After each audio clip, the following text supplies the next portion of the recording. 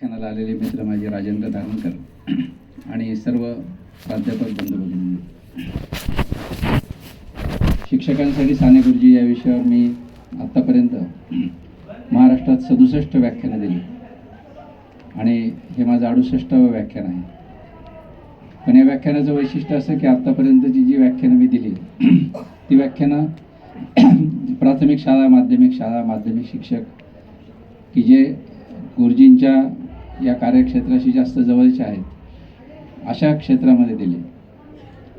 पण जाधव सरांनी मध्यंतरी एकदा मला मेसेज पाठवला होता आणि मग ते म्हणाले होते की आमच्या ज्या वेगवेगळ्या शाखा आहेत या प्राध्यापकांना साने गुरुजी ऐकवायचे किंवा साने गुरुजी त्यांच्यापर्यंत पोहोचवायचे. आणि ते मला विशेष वाटलं की अशा पद्धतीनं असा प्रयत्न कधी झाला नाही. आणि त्यामुळं हे व्याख्यान त्या अर्थानं माझ्या 67 व्याख्यानापेक्षा नक्कीच वेगळं आहे.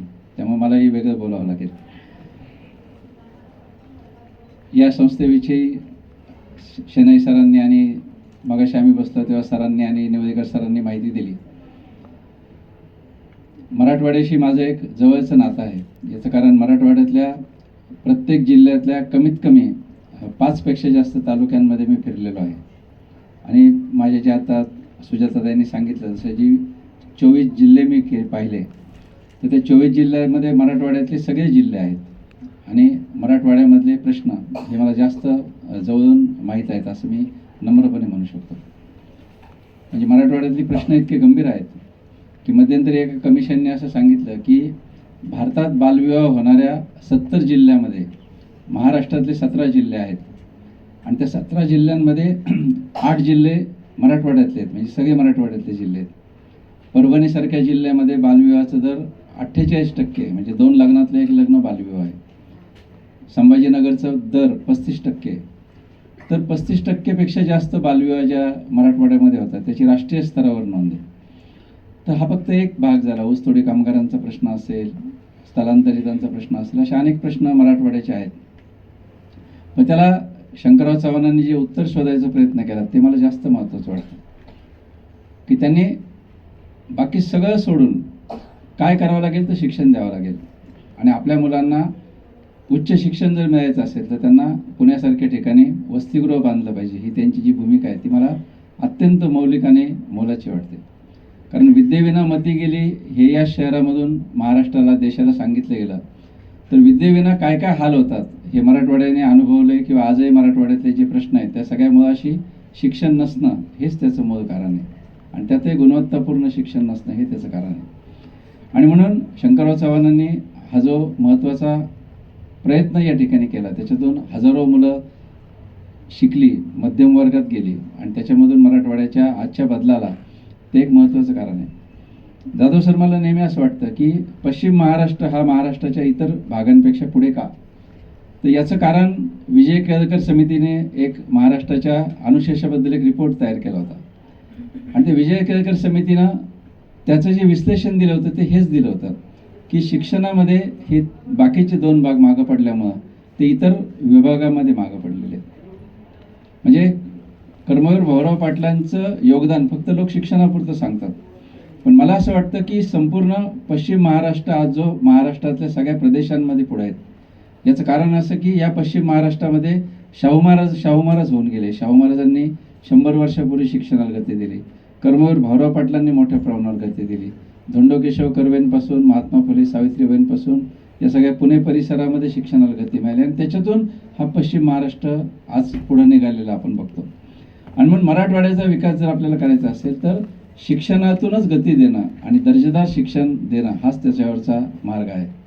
काहीसं विषयांतर होईल पण मध्यंतरी मराठवाड्याच्या आयुक्तांनी पूर्ण मराठवाड्यामध्ये एक परीक्षा घेतली सगळ्या शाळांमध्ये आणि 30% मुलांना लिहिता वाचता आलं नाही. हा सरकारी निष्कर्ष, तो काय आसरचा निष्कर्ष नाही, म्हणजे आयुक्तांनी काढलेला निष्कर्ष आहे.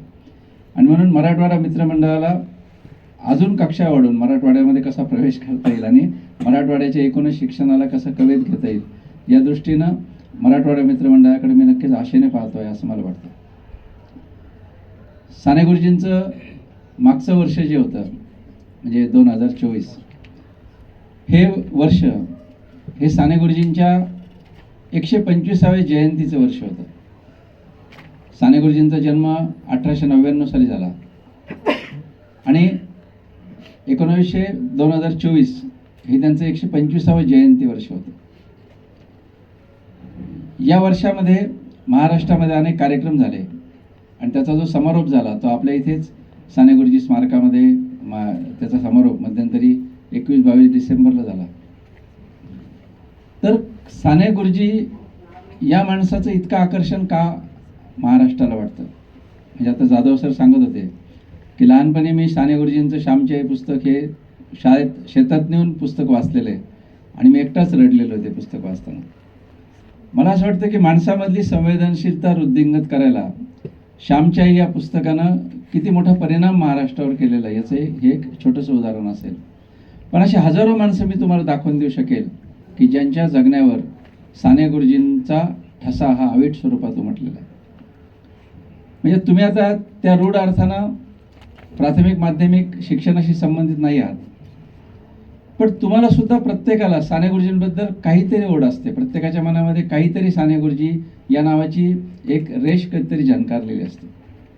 आपण कधीतरी श्यामची आई चित्रपट बघितलेला असतो, कधीतरी श्यामच्या आईमधलं एखादं कोटेशन वाचलेलं असतं, श्यामची आई पुस्तक वाचलेलं असतं आणि या सगळ्याचा थोडा तरी परिणाम आपल्यावर झालेला असतो आणि साने गुरुजींना विसरता येत नाही असं आपल्याला नक्कीच वाटत राहतं. म्हणजे समजा आपण या डेक्कनच्या स्टँडवर उभं राहून विचारला आता एक साधा प्रयोग की महाराष्ट्राचे सध्याचे शिक्षण मंत्री कोण आहेत? प्रयोग करायचा असेल तर जरूर करा, पण 10 पैकी किमान 6 लोकांना ते सांगता येणार नाही याची मी खात्री देतो तुम्हाला. पण तुम्ही दुसरा प्रश्न असा विचारा की मी तुम्हाला गुरुजी हा शब्द सांगतो आणि अलीकडचा शब्द सांगायचा, तर 10 पैकी 11 लोक सांगतील गुरुजी म्हणजे साने गुरुजी.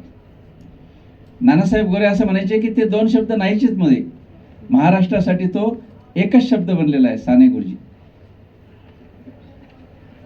या माणसाची इतकी आकर्षण महाराष्ट्राला का वाटतं?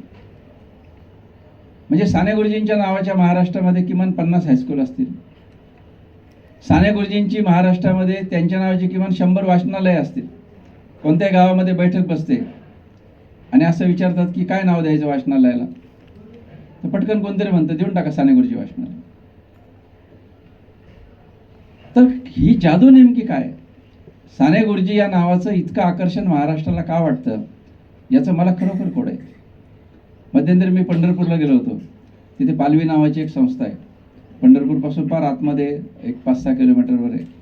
ती आम्ही पाहायला गेलो, घाई होती. ते म्हणाले नाही आमची शाळा बघा.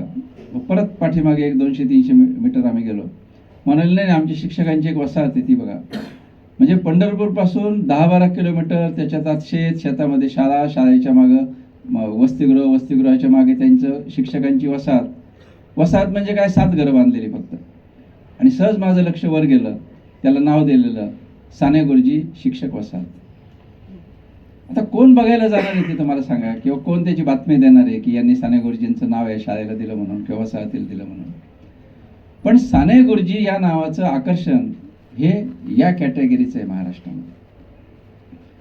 मला कधी कधी असं वाटतं की साने गुरुजी जाऊन आज जवळजवळ 75 वर्ष झाली. या 11 जूनला साने गुरुजी जाऊन 75 वर्ष होते. पण महाराष्ट्रामध्ये मी अनेक ठिकाणी असं बघतो की जणू काल गुरुजी गेलेत अशा पद्धतीची शोककळा अनेकांच्या चेहऱ्यावर मला दिसते. या माणसाचं काय वैशिष्ट्य असं असेल की या माणसाचं आकर्षण महाराष्ट्राला काय इतकं वाटतं याचं उत्तर काही केलं मिळत नाही. मी एक अनुभव सांगतो की शिक्षकांसाठी साने गुरुजी नावाचं माझं एक पुस्तक आहे आणि ते पुस्तक लिहिताना मी महाराष्ट्रातल्या अनेक गावांमध्ये गेलो. तर अमळनेरला गेलो होतो ज्या ठिकाणी साने गुरुजी शिक्षक होते. त्या अमळनेरला मी असं विचारलं की साने गुरुजींच्या विद्यार्थ्याला मला भेटायचं आहे, तर साने गुरुजींचा एखादा विद्यार्थी जिवंत आहे का? ते म्हणाले मेन अवघड याचं, कारण आता गुरुजी शिक्षक होणंच जवळपास आता 100 वर्ष होत आलेत आणि त्यावेळी 10 वर्षाचा मुलगा शोधणं कठीण आहे. अर्थात ती 2015ची गोष्ट. पण त्यांनी बराच प्रयत्न करून एक विद्यार्थी शोधून काढला. ते म्हणाले त्यांचं वय आता 92 वर्षाचं आहे, त्यांना ऐकू येत नाही, दिसत नाही, पण आम्ही तुम्हाला दाखवतो साने गुरुजींचा विद्यार्थी. बोहरी मुस्लिम जातीचा जो विद्यार्थी होता, मोठं टोलेजंग लोखंडाचं दुकान, त्या घरच्या लोकांनी त्यांना बाहेर खाली दुकानाच्या बाहेर ओट्यावर आणून बसवलं आणि ते कशाला आले काय आले मला विचारायला लागले खानाखुणाने. त्यांच्या नातवांनी त्यांच्या कानात सांगितलं की ते साने गुरुजींवर पुस्तक लिहित आहे, तुम्हाला नाही शिकवायला होते ते. तर तुम्हाला खरं वाटणार नाही, माझ्यावर विश्वास ठेवा, की साने गुरुजी शब्द उच्चारताच अक्षरशः त्या माणसाच्या डोळ्यातून पाणी यायला लागलं, रडायला लागला अक्षरशः. आणि मग रडताना म्हणाला की मी मुसलमान होतो, मला वर्गामध्ये बसू देत नव्हते, पण या माणसामुळे मी शिकलो. हा माणूस मला बोटाला धरून वर्गामध्ये न्यायचा, त्यांच्या खुर्चीजवळ बसून ठेवायचा. तो म्हणाला नाही तर पोरांनी आपलं चष्टे मस्करीमध्ये मला कधीच बाहेर काढलं होतं शाळेच्या, आणि मी कदाचित आज शिकलो सुद्धा नसतो. हे सगळं वैभव येते साने गुरुजींमध्ये. आणि तो परत रडायला लागला. तुम्ही सगळे शिक्षक आहात, मी पण शिक्षक होतो. मला सांगा की इतकं प्रेम आपण कधीतरी अनुभवलंय का? एका शिक्षकाच्या मृत्यूनंतर 70 वर्षांनी जर विद्यार्थ्याच्या डोळ्यात खळखळा पाणी येत असेल, तर काय दर्जाचं प्रेम साने गुरुजींनी विद्यार्थ्यांवर केलं असेल याची आपल्याला कल्पना आहे. माझ्या मृत्यूनंतर 7व्या दिवशी तरी विद्यार्थी रडतील का, की आनंद व्यक्त करतील, अशा काळामध्ये आपण सध्या आहोत. पण साने गुरुजींनी या प्रकारची माणसं घडवलेली आहेत. मी साने गुरुजींच्या आठवणीनं अनेकांच्या डोळे ओलावलेले बघितलेले आहेत. ज्यांनी ज्यांनी साने गुरुजींना बघितलं त्यांच्या मी मुलाखती घेतलेल्या आहेत. आणि एक विलक्षण वेदना माणसांच्या चेहऱ्यावर दिसते. चोपड्यामध्ये केंगेसर म्हणून मध्यंतरी वारले. साने गुरुजींनी त्यांना मांडीवर बैलगाडीत बसवून एका गावाला नेलं होतं. त्यांची मी मुलाखत घेतली होती. मी त्यांना म्हटलं, सर तुमच्या घरात साने गुरुजींचा फोटो कसं काय नाही हो? त्यांनी कपाट उघडलं आणि कपाटात ठेवलेला फोटो दाखवला. म्हटलं कपाटात का ठेवला फोटो? ते म्हणाले, त्या नजरेला नजर देणं मला नाही शक्य होत, मी रिटायर आहे आणि मी दिवसभर इथं बसून असतो आणि तो फोटो तिथं भिंतीवर असायचा. मला असं वाटायचं काय करतोय आपण, या माणसाने एवढं काही केलं. मला लाज वाटली. एक दिवस तो फोटो काढला आणि मी कपाटात ठेवून दिला. हे काय संवेदनशीलता आहे या माणसाच्या. नुसत्या फोटोतल्या नजरेनं जर माणसं घायाळ होत असतील किंवा अस्वस्थ होत असतील, तर साने गुरुजी ही काय वस्तू असेल, काय माणूस असेल. आणि म्हणून त्यांच्या सामर्थ्य कळूनही कळत नाही अशा स्थितीतला मला हा माणूस वाटतो. तुम्ही सगळे तंत्रज्ञान किंवा प्रोफेशनल क्षेत्रामधले प्राध्यापक आहात, आणि टाइम मॅनेजमेंट हा एक तुमच्या सगळ्या क्षेत्रामध्ये परवलीचा शब्द आहे. किंवा जी शिकणारी मुलं आहेत ती सगळी टाइम मॅनेजमेंट, म्हणजे ते जे मोटिवेशनल स्पीकर असतात त्यांनी जर दर 4 वाक्यांत ते शब्द वापरले नाही तर ते त्यांना चुकल्यासारखं वाटतं. तर टाइम मॅनेजमेंटसाठी आपण आजकाल मोठमोठे आदर्श घेत असतो. साने गुरुजी हे टाइम मॅनेजमेंटचं अफलातून उदाहरण आहे. तुम्ही तुमच्या विद्यार्थ्यांना जरूर सांगा की एक माणूस त्याच्या आयुष्यामध्ये काय वेळेचे नियोजन करू शकतो. याचं साने गुरुजी हे टाइम मॅनेजमेंटचं मूर्तिमंत उदाहरण. 1899 या माणसाचा जन्म, 1950चा मृत्यू, 50.5 वर्षाचं आयुष्य साने गुरुजींचं. त्याच्यामध्ये 23 वर्ष शिक्षणात गेले. त्या काळात MA मराठी येतो माणूस 100 वर्षापूर्वी. मुंबईमधल्या कॉलेजमध्ये नोकरी मिळत असताना घेतली. 23 वर्ष नोकरीमध्ये गेलेली आहेत. 1 वर्ष तत्वज्ञान मंदिरामध्ये नोकरी केली, 24 वर्ष गेले. 6 वर्ष शिक्षक म्हणून गुरुजींनी काम केलं, 30 वर्ष गेली. 7 वर्ष हा माणूस तुरुंगात आहे स्वातंत्र्य सैनिक म्हणून, 37 वर्ष गेली. 81 दिवस उपोषण आहे, 6 महिने हा माणूस भूमिगत आहे, अजून 1 वर्ष गेलं, 38 वर्ष गेली. उरल्या आयुष्यातली फक्त 12 वर्ष. या 12 वर्षामध्ये या माणसाचं कॉन्ट्रीब्युशन काय? साने गुरुजींनी लिहिलेल्या पुस्तकांची संख्या या 12 वर्षातल्या आणि तुरुंगातली म्हणून किती असेल अंदाजे? आपल्याला फक्त श्यामची आई माहिती आहे आणि अजून 1-2 पुस्तकांची नावं माहिती आहेत. 150 पुस्तकं आहेत साने गुरुजींची. 50 वर्षाच्या आयुष्यामध्ये जो 12 वर्ष रिकामा वेळ मिळतो आणि तुरुंगातला जो थोडाफार काळ मिळाला, 150 पुस्तकं आहेत. आणि त्यातली 35 पुस्तकं ही अजूनही अप्रकाशित आहेत. ती पुस्तकं अजून प्रसिद्ध झालेली नाहीत. सुनील कुमार लवटेंच्या घरी मी त्याच्या स्क्रिप्ट मध्यंतरी पाहिल्या. त्या अप्रकाशित पुस्तकातलं एक पुस्तक अर्थशास्त्रावरचं आहे, एक पुस्तक समाजशास्त्रावरचं आहे, सोशॉलॉजी. कधी वाचलं असेल या माणसाने? जी 115 पुस्तकं प्रसिद्ध आहेत साने गुरुजींची, त्या 115 पुस्तकांमध्ये, गुरुजींनी लिहिलेल्या पुस्तकांमध्ये, ती फक्त अशी लहान मुलांची पुस्तकं नाही आहेत. गुरुजींनी लिहिलेल्या पुस्तकामध्ये 17 पुस्तकं ही अनुवादित आहेत. एक पुस्तक फ्रेंच भाषेतून अनुवादित केलेलं आहे. ला मिझरेबल नावाची जी कादंबरी जगात गाजलेली, त्या कादंबरीचा मराठी अनुवाद दुःखिता नावाने साने गुरुजींनी केला आहे. रवींद्रनाथ टागोरांच्या साधना नावाच्या कादंबरीचा अनुवाद साने गुरुजींनी केला आहे. गिजूबाई बदेका नावाच्या शिक्षण तज्ज्ञांच्या पुस्तकाचा अनुवाद साने गुरुजींनी केला आहे. महात्मा गांधींच्या अनेक लेखांचा अनुवाद साने गुरुजींनी केला आहे. विनोबा भावेंच्या लाईव्ह व्याख्यानं ऐकून त्या व्याख्यानांच्या पुस्तक लिहून साने गुरुजींनी मराठीवर उपकार केलेत. किती पुस्तकं लिहावी त्या माणसांनी, 17 पुस्तकं अनुवादित आहेत त्या माणसांची. भारतीय संस्कृतीसारखं पुस्तक आहे. The history of human race सारख्या पुस्तकाचा मराठी अनुवाद केला आहे. पाश्चात्य तत्वज्ञानाचा इतिहास नावाचं 700 पानाचं पुस्तक आहे. या पुस्तकाचा अनुवाद सुद्धा साने गुरुजींनी केला. कुठली डिक्शनरी हातात घेतली असेल, कधी वाचलं असेल, कधी पाहिलं असेल, गुगल ट्रान्सलेटर नसताना हे सगळे पराक्रम साने गुरुजींचे, हे आपण लक्षात घेतलं. हा झाला साने गुरुजींच्या अनेक कामातले एक काम की पुस्तकं लिहिली उरलेल्या 12 वर्षाच्या आयुष्यातली. 3 नियतकालिकेचे संपादक आहेत साने गुरुजी. काँग्रेस नावाचं दैनिक साने गुरुजी रेग्युलर चालवत होते. विद्यार्थी नावाचं मासिक साने गुरुजी चालवत होते. जे साप्ताहिक साधना आजही शनिवार पेठ पोलीस चौकी समोर आहे, त्याची स्थापना साने गुरुजींनी केली 75 वर्षापूर्वी. हे सुद्धा साने गुरुजींचं एक मोठं काम. साने गुरुजी उत्तम स्टोरी टेलर आहेत, गोष्टी सांगतायत. आंतरभारतीसारखी संस्था वेगवेगळ्या भारतातल्या भाषेला एकमेकाशी जोडावं या पद्धतीच्यासाठी साने गुरुजींनी आंतरभारती संस्था स्थापन केली. पंढरपूरचं विठ्ठल मंदिर दलितांना खुलं नव्हतं, ते खुलं करण्याचं काम साने गुरुजींनी त्या काळामध्ये केलेलं आहे. साने गुरुजींनी फक्त ते एकच मंदिर मुक्त केलं नाहीत, अशी 35 मंदिरं त्या काळात मुक्त केलेली आहेत. आणि त्यासाठी महाराष्ट्रामध्ये 400 सभा घेतलेल्या आहेत. मी 100 व्याख्यानाचा संकल्प केला, अजून 1.5 वर्ष ती व्याख्यान चालली. 400 सभा सलग साने गुरुजींनी महाराष्ट्रामध्ये घेतलेल्या आहेत आणि 400 सभा घेऊन पंढरपूरचं विठ्ठल मंदिर मुक्त केलं. काय क्षमता असेल या माणसाची, कल्पना करा. 50 वर्षाचं आयुष्य, त्याच्यामध्ये 150 पुस्तकं, नोकरी, 7 वर्षाचा तुरुंगवास, वेगवेगळी नियतकालिका काढणं. साने गुरुजींनी लिहिलेली पत्र आहेत, ती पत्र सुद्धा काही हजारामध्ये आहेत, लोकांना लिहिलेली पत्र. प्रत्येक पत्राला साने गुरुजींनी उत्तर दिलेलं आहे. प्रचंड प्रवास केलेला आहे. आणि पुस्तकं कशी लिहिलीत साने गुरुजींनी? साने गुरुजींनी गरजेतून पुस्तकं लिहिलीत. कोणीतरी गरीब माणूस दिसला, त्याला पैसे दिले, त्याला पैसे द्यायला नाही येत, मग प्रकाशकाकडून पैसे घ्यायचे. तुम्ही मला 500 रुपये द्या, मी तुम्हाला पुस्तक देईन. आणि ते 500 रुपये त्या गरीबाला देऊन टाकायचे. पुढे तो प्रकाशक मागा लागायचा की गुरुजी तुम्ही पुस्तक अजून दिलं नाही, तर पैसे देऊन टाका. आता पैसे कुठून देणार साने गुरुजी? बट ठीक आहे, देतो पुस्तक लिहून. असं समजून 3-3, 4-4 दिवस घरामध्ये स्वतःला कोंडून घेऊन एका वेळी 5-5, 6-6 पुस्तकं लिहून साने गुरुजींनी मोकळे केले. मी त्यांच्या पुस्तक लिहिण्याचा एक अनुभव सांगून मुख्य विषयाकडे जातो की साने गुरुजी नाशिकच्या तुरुंगामध्ये होते.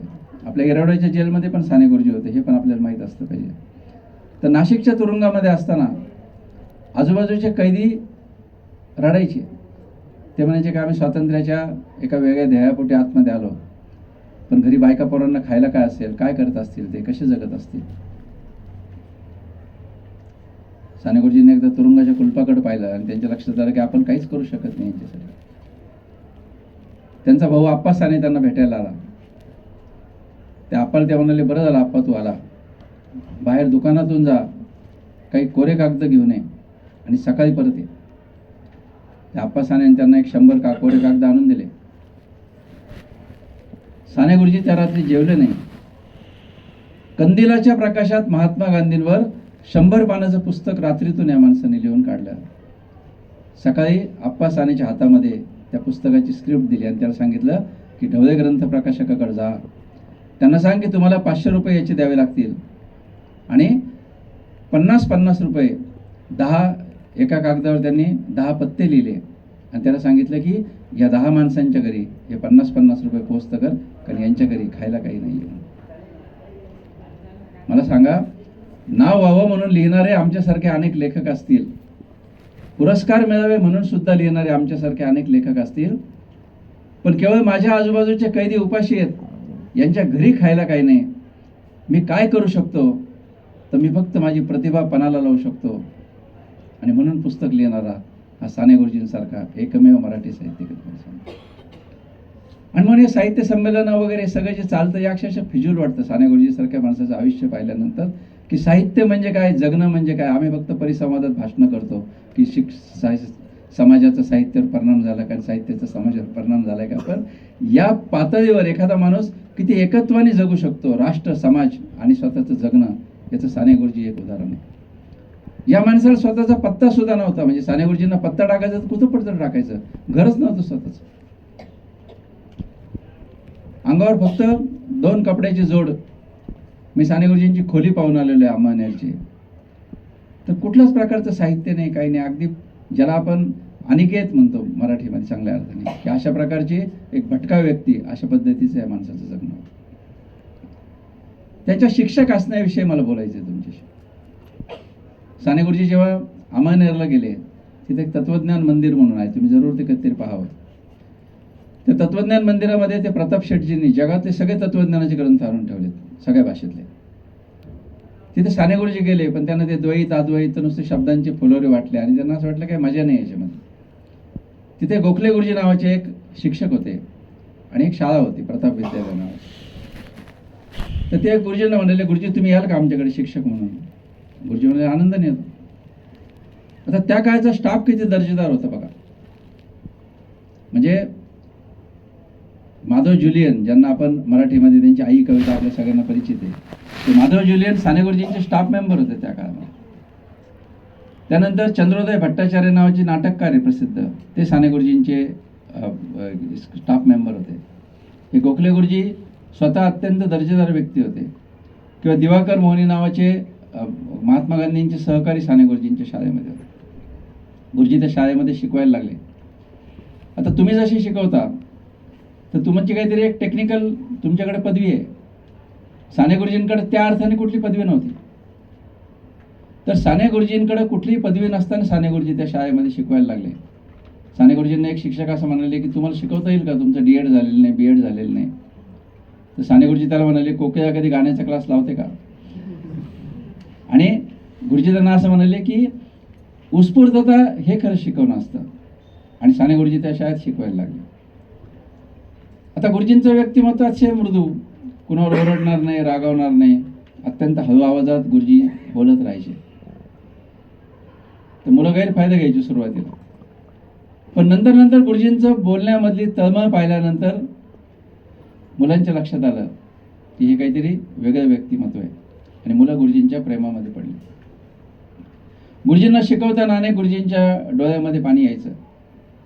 एकदा आईचा उल्लेख आला, गुरुजी स्टाफरूममध्ये निघून गेले.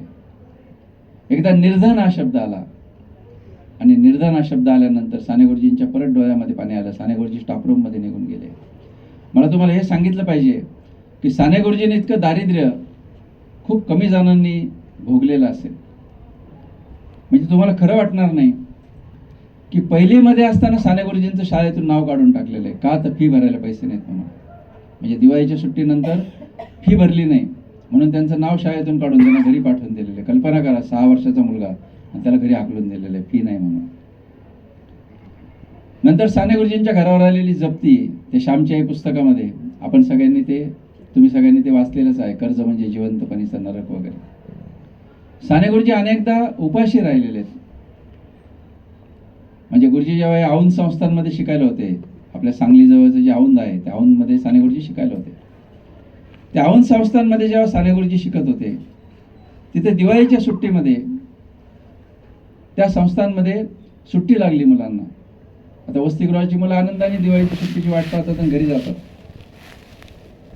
गुरुजी घरी सुद्धा गेले नाही, याचं कारण तिकिटाला पैसे नव्हते म्हणून.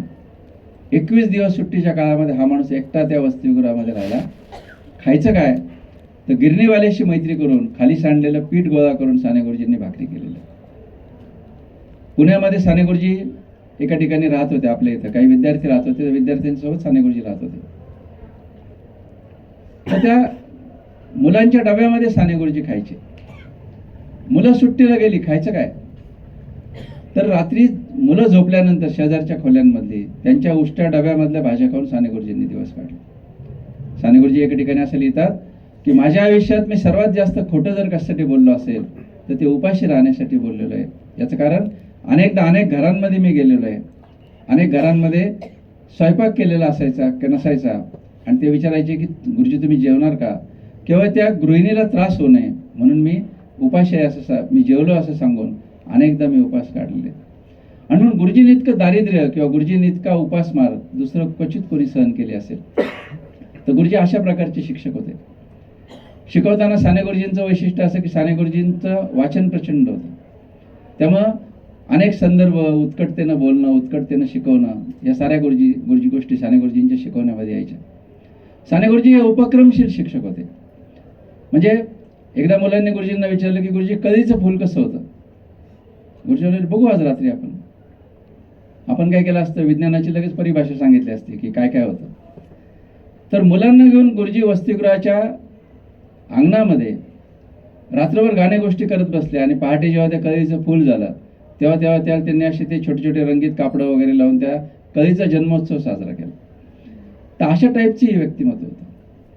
पण साने गुरुजींची ही एक जी प्रतिमा आहे की साने गुरुजी म्हणजे फक्त रडके, साने गुरुजी म्हणजे फक्त दयाळू, कनवाळू, मायाळू, हा माणूस तितकाच कठोर सुद्धा होता, हे सुद्धा तुम्हाला सांगितलं पाहिजे. म्हणजे साने गुरुजीच्या वर्गामध्ये एक तहसीलदारचा मुलगा होता आणि त्या तहसीलदारच्या मुलाने अभ्यास केलेला नव्हता. साने गुरुजींनी एक दिवस चिठ्ठी पाठवली की तुमच्या मुलाने अभ्यास केला नाही, वीक इन स्टडीज. आता तो ब्रिटिशांचा तहसीलदार, त्याला तो अपमान वाटला. त्याने उलटं उत्तर गुरुजींना पाठवलं की माझा मुलगा 8 तास शाळेत असतो, शिक्षक काय करतात. आता दुसरं शिक्षक असता तर घाबरला असता. साने गुरुजींनी तीच वही घेतली आणि खाली लिहिलं, होय तुमचा मुलगा 8 तास शाळेत असतो, पण तुमचा मुलगा 16 तास घरी असतो, तेव्हा पालक काय करतात. म्हणजे असा जाब विचारण्याची ताकद साने गुरुजींमध्ये होती. त्यांच्या वर्गामध्ये एक जजचा मुलगा होता आणि त्या जजला साने गुरुजी मुलांना खादी वापरायला प्रवृत्त करायचे की विद्यार्थ्यांनी खादीचे रुमाल वापरले पाहिजेत, खादीची टोपी वापरली पाहिजे. त्या मुलाने घरी सांगितलं की असं असं आपल्याला द्यावं लागेल, मला खादीचं टोपी घेऊन द्या किंवा रुमाल घेऊन द्या. त्या जजने लगेच मुख्याध्यापकांना निरोप पाठवला की शिक्षकांनी शिकवण्याचे कामं करावेत, बाकीचे उद्योग करू नये, जसं आज सांगितलं जातं तसं. पण साने गुरुजींनी उलटा त्या जजला निरोप पाठवला की फक्त धडे आणि कविता शिकवणं हे शिक्षकाचं काम नाही, तर विद्यार्थ्यांवर राष्ट्रीय संस्कार करणं हे शिक्षकाचं काम आहे. आणि हे जर तुम्हाला शक्य नसेल तर तुमच्या मुलाला शाळेतून काढून घेतलं तरी चालेल. इतकी धाडस या माणसामध्ये होतं. म्हणून साने गुरुजींना ज्यांनी बघितलेलं आहे ते असं सांगतात की 2 माणसं होती. म्हणजे स्टेजच्या खालचे साने गुरुजी वेगळे असायचे आणि ब्रिटिशांच्या विरुद्ध भाषण करायला स्टेजवर उभे राहिल्यानंतरचे साने गुरुजी हे आग ओकणारी भाषणं करायचे. आणि म्हणून साने गुरुजींना त्यांच्या आयुष्यात किमान 5 वेळा अटक झाली. ब्रिटिशांनी वेगवेगळ्या पद्धतीने आणि 7 वर्ष तुरुंगामध्ये ठेवलं. तर जिथं गरज आहे तिथं प्रचंड जहाल आणि व्यक्तिगत संबंधामध्ये अतिशय प्रेम, अशा टाईपचं हे एक वेगळ्या प्रकारचं व्यक्तिमत्व होतं. गुरुजींचं आणखी एक वैशिष्ट्य शिकवतानाचं जे होतं ते गुरुजी त्यांच्या नोकरीतल्या पगारातला निम्मा हिस्सा विद्यार्थ्यांसाठी खर्च करायचे. म्हणजे साने गुरुजींना जो पगार मिळायचा त्या काळात, जो काही 40 रुपये 30 रुपये असेल, त्यातले निम्मे पैसे या माणसानं विद्यार्थ्यांसाठी खर्च केले. कारण लहानपणी त्यांचं फीसाठी नाव काढलेलं होते, त्यांच्या कायम लक्षात होतं. आणि मग गुरुजी काय करायचे की विद्यार्थ्यांची कोणाची फी अडलेली असेल तर कुणाची 5 रुपये फी, कुणाची 3 रुपये फी, त्या काळातली फी, तर 30 तारखेला महिना अखेरला त्या विद्यार्थ्याला बाहेर बोलून घ्यायचं, एक कागदाच्या घडीमध्ये ते पैसे ठेवायचे आणि त्या मुलाला कुणालाही न सांगता ते पैसे त्या विद्यार्थ्याला द्यायचे. अशा प्रकारचं हे माणसं होतं. साने गुरुजींच्या त्या शाळेला जोडून एक वसतिगृह होतं. ते वसतिगृह त्या संस्थेचं होतं. जसं आपला मराठवाडा संस्थेचं जसं वसतिगृह आहे तसं त्या काळातलं ते वसतिगृह होतं शिकवण्यासाठी. तर गुरुजींना त्या गोखले गुरुजी असं म्हणाले की तुम्ही या वसतिगृहाची जबाबदारी घ्याल का. तुम्ही जर या वसतिगृहाची जबाबदारी घेतली तर आम्हाला आनंद वाटेल. तुम्ही नाहीतरी तुमचं लग्न झालेलं नाही, तुम्ही एकटेच आहात. गुरुजी म्हणाले आनंदाने घेतो, फक्त माझ्याकडे आर्थिक हिशोब देऊ नका. आणि गुरुजी त्या वसतिगृहाचं काम पाहायला लागले. आता वसतिगृहात जो अधीक्षक असतो तो अत्यंत कडक असतो, त्याला कडक राहावंच लागतं. पण गुरुजींनी कडकपणा आणायचं कुठून. व्यक्तिमत्वामध्ये प्रेम इतकं होतं की त्या प्रकारचा कठोरपणे गुरुजी वागू शकत नव्हते. मग गुरुजी त्या वसतिगृहातल्या मुलांना डोक्यावर हात फिरून सकाळी मुलांना उठवायचे. त्या मुलांना एवढी प्रेमाची सवय नव्हती, कारण आधीचे अधीक्षक एकदम कडक असायचे गुरुजींशी वागण्यामध्ये. तर गुरुजींना ती मुलं थोडं समजायला मुलांना कठीण गेलं हे व्यक्तिमत्व काय प्रकारचं आहे. आता मुलांना काय सवय असते, जुन्या काळातली ज्यांनी मराठवाड्यातली वसतिगृह पाहिलीत किंवा तुम्ही पाहिली असतील, की अशा पेट्या सगळीकडे मांडलेल्या, मग कडेला भाकरीचे तुकडे पडलेले, त्या खोल्या नीट झाडलेल्या नाही, अंथरूण पांघरुणाच्या घड्या काढलेल्या नाहीत, अशा पद्धतीची जी जुन्या काळाची वसतिगृह असायची. सानेगुरुजी विद्यार्थी शाळेत गेले की पहिल्यांदा बाथरूममध्ये जायचे. विद्यार्थ्यांचे अंडरपॅन्ट बनियान तसेच ओले टाकलेले असायचे, ते पिळून टाकायचे. त्यानंतर टॉवेल पिळून टाकायचे, खोल्यांमध्ये जायचे, खोल्या झाडून काढायचे. नंतर मग मुलांच्या अंथरूण पांघरुणाच्या घड्या घालायचे. आता मुलांना असं वाटायचं कुणीतरी नोकर लावला असेल, करत असेल. एकदा एक विद्यार्थी आजारी होता. त्या विद्यार्थ्याने गुरुजी खोलीत आल्यानंतर पटकन डोक्यावर पांघरून घेतला आणि बघितलं गुरुजी काय काय करतात. गुरुजी आपल्या रुटीनमध्ये आले, अंडरपॅन्ट बनियानच्या गुरुजींनी घड्या घातल्या, वाळत टाकल्या. त्यानंतर अंथरूण पांघरुणाच्या घड्या घातल्या, सगळं पाहिलं. मग त्यांनी संध्याकाळी मुलांना सांगितलं, अरे ते आपलं काम कोण करते माहिती आहे का? पोरं म्हटले, ते आपल्या कोणतरी नोकर लावला असेल. तो नोकर? अरे ते आपलं देव आणि आपण मानतो ते गुरुजी करते आपलं सगळं. मग त्या मुलांना सगळ्यांना लाज वाटली. ती सगळी मुलं साने गुरुजींकडे गेली आणि गुरुजींना म्हटले, गुरुजी आमची चूक झाली, तुमच्यासारख्या देव माणसाने आमचे अंडरपॅन्ट धुवावे, आम्हाला काही बरोबर वाटत नाही. गुरुजींनी काय म्हणावं? गुरुजी म्हणाले, अरे तुम्ही सुट्टीला घरी जाता की नाही? मुलं म्हणाले, जातो. मग घरी गेल्यानंतर तुमच्या या अंडरपॅन्ट बनियान कोण धुतं? मुलं म्हणाले, आमची आई धुते. गुरुजी म्हणाले, संपलं. मला तुमची आईच समजा ना आजपासून. आणि गुरुजींचं एक प्रसिद्ध वाक्य आहे त्या ठिकाणी. गुरुजी म्हणतात की माझ्या हाताला सेवेची भूक आहे आणि माझ्या हात सेवा मागतात. आणि खरंच त्या अर्थाने हा माणूस स्त्री होता. म्हणजे साने गुरुजींना ज्यांनी त्यांच्याबद्दल लिहिलंय की त्यांच्यामध्ये एक प्रकारची स्त्रैणपणा होता, ज्याला रजनीश स्त्रैण शब्द वापरतात. तर ते स्त्रीत्व होतं साने गुरुजींना. म्हणजे साने गुरुजी कोणत्याही घरी गेले तर त्या महिलेला साने गुरुजींनी कधी स्वयंपाक करू दिला नाही. त्या बाईला म्हणायचे की पुरुषांना तरी सुट्टी मिळते, तुला कधी सुट्टी मिळते? तू आज स्वयंपाक करू नको, मी आज स्वयंपाक करतो आणि तुला खाऊ घालतो. किंवा आता बायका काय साने गुरुजींना स्वयंपाक करू द्यायचे नाही, मग साने गुरुजी स्वयंपाकात मदत करायची. आणखी गुरुजींचं एक वैशिष्ट्य होतं की जे आपल्या सगळ्या पुरुषांना शिकण्यासारखं आहे, की साने गुरुजी एखाद्या घरी जेवायला गेल्यानंतर त्या बाईचं जेवण होईपर्यंत तिच्या शेजारी गप्पा मारत बसायची. आपल्या पुरुषांना काय सवय असते की एकदा जेवण झालं म्हणजे तोपर्यंत बायकोशी आपण गोडीत बोलू, पण एकदा जेवण झालं की जेवल्यानंतर पहिल्यांदा हात धुवून आपण टी व्ही लावायला जातो की नीलम गोरे सुषमा अंधारे पुढं काय, बरोबर आहे? तर ही आपल्याला सवय लागलेली आहे, कारण ते आपल्यावर जबाबदारी सगळी भांडणं मिटवणं हे करणं ते करणं. पण साने गुरुजींचं वैशिष्ट्य असं की साने गुरुजींनी त्यांच्या संपूर्ण कारकिर्दीमध्ये ज्या ज्या ठिकाणी साने गुरुजी गेले त्या घरामध्ये त्या बाईचं जेवण होईपर्यंत साने गुरुजी स्वयंपाकघर कधी सोडलं. आणि असं हे व्यक्तिमत्व होतं. मगाशी सुजाताताईंनी परिचयामध्ये त्यांच्या त्या गोपाळ नोकराचं सांगितलं. तर गुरुजी ज्या ज्या वसतिगृहामध्ये जे विद्यार्थी आजारी पडले त्या आजारी पडलेल्या प्रत्येक विद्यार्थ्याची शुश्रूषा साने गुरुजींनी केली. म्हणजे ते विद्यार्थी जर घरी गेले तर त्या विद्यार्थ्यांच्या घरी जाऊन ते विद्यार्थी बरे होईपर्यंत साने गुरुजींनी त्यांची काळजी घेतलेली. त्यांचा एक छात्रालय नावाचा उपक्रम आहे, तो सांगून मी उत्तरार्धाकडे जातो की आपल्या विद्यार्थ्यांना नवीन काहीतरी मिळालं पाहिजे. मला सांगा की आज आपण विद्यार्थ्यांचे व्हॉट्सअप ग्रुप केलेले असतील तुमच्या वर्गाचे, तर आपण विद्यार्थ्यांना नवीन काहीतरी मिळावं यासाठी किती प्रयत्न करत असू.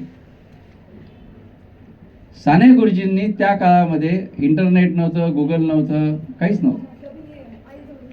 रोज हा माणूस 1 तास वाचनालयामध्ये जायचा. ग्रंथालयामधून साने गुरुजी पुस्तकं घ्यायची. त्या पुस्तकांमधून गुरुजी विद्यार्थ्यांना काय आवडेल अशा पद्धतीचं साहित्य निवडायचे आणि छात्रालय नावाने रोज 3 फुलस्केप भरून माहिती साने गुरुजी कागदावर लिहायचे. आणि दुसऱ्या दिवशी सकाळी पहाटे 4 वाजता लिहिल्यानंतर 6 वाजता विद्यार्थी झोपेतून उठण्याच्या अगोदर साने गुरुजी ते भिंतीवर लावायचे. हे किती वर्ष केलं साने गुरुजींनी? 3 वर्ष. म्हणजे रोज हा माणूस दुपारी लायब्ररीत जातोय, विद्यार्थ्यांना काय आवडतंय ते लायब्ररीतून शोधतोय, ते शोधलेलं सगळं साहित्य पहाटे 4 वाजता उठतोय, लाईट नाही आहे, कंदिलाच्या प्रकाशामध्ये ते सगळं लिहून काढतोय आणि लिहिलेलं भिंतीवर विद्यार्थ्यांना वाचण्यासाठी लावतोय. 1000 अंक आहेत. तुम्ही जर अमळनेरच्या वाचनालयामध्ये गेलात, शनई संतोष बघितला असतील ना का अमळनेरला, तर त्या अमळनेरच्या वसतिगृहामध्ये ते अंक आज सुद्धा 1000 अंक त्या ठिकाणी ते छात्रालय मासिकाचे साने गुरुजींनी ठेवलेले. तर इतक्या उत्कटपणे एखादा माणूस विद्यार्थ्यांवर प्रेम करू शकतो का, याचं हे उदाहरण आहे. 6 वर्ष झाली आणि 6 वर्ष झाल्यानंतर साने गुरुजींच्या असं लक्षात आलं की आता आपण स्वातंत्र्य आंदोलनात भाग घेतला पाहिजे. याचं कारण असं की साने गुरुजींना मूळ पिंड हा समाजसेवकाचा होता, किंबहुना कार्यकर्त्याचा होता. त्यांनी अनेकदा यांच्याकडे परवानगी मागितली गोखले गुरुजींकडे की मला आता तुम्ही सोडा आणि मला आता स्वातंत्र्य आंदोलनात भाग घ्यायचा आहे. पण इतकं चांगल्या शिक्षकाला कोण सोडणार. 1930 साल हे भारताच्या स्वातंत्र्य आंदोलनातले खूप महत्त्वाचा कालखंड आहे. याचं कारण असं की दांडी यात्रा त्याच काळामध्ये निघाली. 12 मार्च 1930ला दांडी यात्रा निघाली. लाहोर काँग्रेसमध्ये संपूर्ण स्वातंत्र्याचा ठराव झाला आणि मग साने गुरुजींना असं वाटलं की आता या नोकरीमध्ये राहण्यामध्ये अर्थ नाही, आपण आता पूर्ण वेळ या स्वातंत्र्य आंदोलनामध्ये भाग घेतला पाहिजे. मुख्याध्यापक नकार देत आहेत, शिक्षक सोडायला तयार नाहीत, विद्यार्थी सोडायला तयार नाहीत. आणि मग गुरुजींना असं वाटलं की आता आपल्याला या ठिकाणाहून निघून जावं लागणार. 29 एप्रिल 1930 या दिवशी साने गुरुजींनी असं ठरवलं की आपण उद्यापासून स्वातंत्र्य आंदोलनामध्ये सहभागी व्हायचं. साने गुरुजी दुपारी उठले, बागेमधल्या सगळ्या झाडांना साने गुरुजींनी पाणी घातलं. रात्रीच तो अंक लिहून काढला, तो छात्रालयाचा अंक. पण त्या दिवशी तो अंक साने गुरुजींनी लाल शाईनं लिहून काढला. का तर विद्यार्थ्यांना एक मेसेज जावा. पहाटे उठल्यानंतर पहाटे विद्यार्थी उठण्याच्या आधी प्रत्येक विद्यार्थ्याच्या डोक्यावर हात फिरवला, सामान उचललं. त्या काळातली रेल्वे जळगावला जी जायची ती पहाटे 5 वाजता 6 वाजता जायची आणि जपजप मागच्या दाराने साने गुरुजी रेल्वे स्टेशनवर गेले. जाताना चूक फक्त इतकी केली की झाडाची फुलं तोडली आणि त्यांच्या मुख्याध्यापकांच्या, शिक्षकांच्या प्रत्येकाच्या पायरीवरती फुलं ठेवली. त्या काळातले संबंध काय होते बघा, शिक्षक आणि प्राचार्य किंवा अधिकाऱ्यांचे. ती फुलं साने गुरुजींनी प्रत्येकाच्या पायरीवर ठेवली. गोखले गुरुजी झोपेतून उठले, त्यांनी दार उघडलं, बघितलं तर पायरीवर फुलं. त्यांना अंतर्यामी कळालं काय झालं असेल. ते झरझर वसतिगृहामध्ये आले. वसतिगृहामध्ये मुलं प्रार्थना म्हणत होती, पण प्रार्थना म्हणताना समोर त्या दिवशी साने गुरुजी नव्हते. त्यांनी पटकन छात्रालयाचा अंक पाहिला, तो लाल शाईनं लिहिलेला. ते गुरुजींच्या खोलीकडे गेले. खोलीमध्ये सुद्धा गुरुजी नाहीत, खोली सताड उघडी. त्यांनी दारावरच्या पहारेकऱ्याला विचारलं, तो म्हणाला की मी पण त्यांना बघितलं नाही. त्यांच्या लगेच लक्षात आलं की रेल्वे स्टेशनवर साने गुरुजी नक्की असतील. एका मुख्याध्यापकाचं शिक्षकावरचं प्रेम किती असं बघा. ते मुख्याध्यापक साने गुरुजींना शोधायला एवढ्या अंधारामध्ये पहाटे अमळनेरच्या रेल्वे स्टेशनवर गेलेले. रेल्वेच्या प्रत्येक डब्यामध्ये साने गुरुजींना त्यांनी हाक मारली, आहो साने, आहो साने. साने गुरुजी इंजिनाच्या मागच्या खोलीमध्ये कोणी ओळखू नये म्हणून अंगावर पांघरून घेऊन झोपलेले. त्या डब्यामध्ये आल्यानंतर त्यांनी साने गुरुजींना ओळखलं. त्यांनी खसखंदे पांघरून उचकून काढला आणि साने गुरुजींचा हात धरून म्हटले, चला परत शाळेत. लहान मुलासारखे साने गुरुजी रडायला लागले. ते म्हणाले, मला नका आता थांबवू, मला आता जाऊ द्या. ब्रिटिशांचे हे शिक्षण नावाचे कारखाने आता बंद करून टाकले पाहिजेत. स्वातंत्र्यानंतरच या देशामध्ये खऱ्या अर्थानं शिक्षण सुरू होईल. गोखले गुरुजींच्या लक्षात आलं की आता साने गुरुजींना थांबवण्यात अर्थ नाही. दोघंही प्लॅटफॉर्मवर उतरले. दोघांनी एकमेकाला कडकडून मिठी मारली आणि साने गुरुजींना त्यांनी निरोप दिला. शिट्टी वाजल्यानंतर शाळेत आल्यानंतर गोखले गुरुजींनी त्यांच्या मस्टरवर लेफ्ट असं लिहिलंय. मी जेव्हा अमळनेरला गेलो तेव्हा ते 100 वर्षापूर्वीचं मस्टर काढायला लावलं आणि त्याच्यामध्ये साने गुरुजींची सही बघितली आणि लेफ्ट असं लिहिलं. मला सांगा की आपल्याला चांगलं आयुष्य जगायचे म्हणून नोकरी सोडणारे अनेक शिक्षक असतील, किंवा मला एखादा व्यवसाय सुरू करायचा आहे म्हणून सुद्धा नोकरी सोडणारे अनेक शिक्षक असतील. पण मला केवळ तुरुंगात जायचे, स्वातंत्र्य संग्रामामध्ये भाग घ्यायचा आहे, मला समाज शिक्षक व्हायचे, यासाठी नोकरी सोडणारा साने गुरुजी हा कदाचित महाराष्ट्रातला पहिला शिक्षक असेल. आणि मग त्याच्यानंतर साने गुरुजींनी पुढच्या आयुष्यामध्ये बऱ्याच काही गोष्टी केल्या. म्हणजे साने गुरुजींचा कामाचा स्पीड काय असेल कल्पना करा की 30 एप्रिल 1930ला हा माणूस नोकरी सोडतो आणि पहिली अटक साने गुरुजींना झाली 17 मे 1930ला. 17 दिवसात ब्रिटिशांनी त्यांना आत टाकलं. म्हणजे किती त्रास दिला असेल ब्रिटिशांना कल्पना करा 17 दिवसामध्ये. मी त्यातले तपशील सगळे वाचले. राजा मंगळवेढेकर यांनी त्यांचं लिहिलेले जे चरित्र आहे. साने गुरुजी त्यानंतर शिरोड्याला गेलेले, शिरोड्याच्या मिठाच्या सत्याग्रहात भाग घेतला आहे, स्वतःच्या घरी गेलेले आहेत, पुण्यामध्ये आलेले आहेत.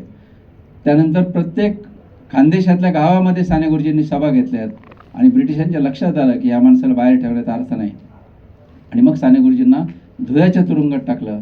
धुळ्याच्या तुरुंगातही कायद्यांना भडकून द्यायचा प्रयत्न केला. म्हणून साने गुरुजींना जी भाषा येत नाही अशा तमिळ भाषेच्या तुरुंगात साने गुरुजींना तमिळनाडूमध्ये नेऊन टाकलं. तिथे सुद्धा साने गुरुजींनी ती भाषा शिकून घेतली आणि कुरल नावाच्या महाकाव्याचा मराठीमध्ये अनुवाद केला आणि आंतरभारतीची स्थापना केली. तर जिथे जाईल तिथे साने गुरुजींनी या प्रकारचं काम केलं. माझ्या भाषणाच्या शेवटच्या भागामध्ये मला विषय जो दिला आहे तो त्यांनी जर फक्त कालचे साने गुरुजी दिला असतं तर माझं भाषण संपलं.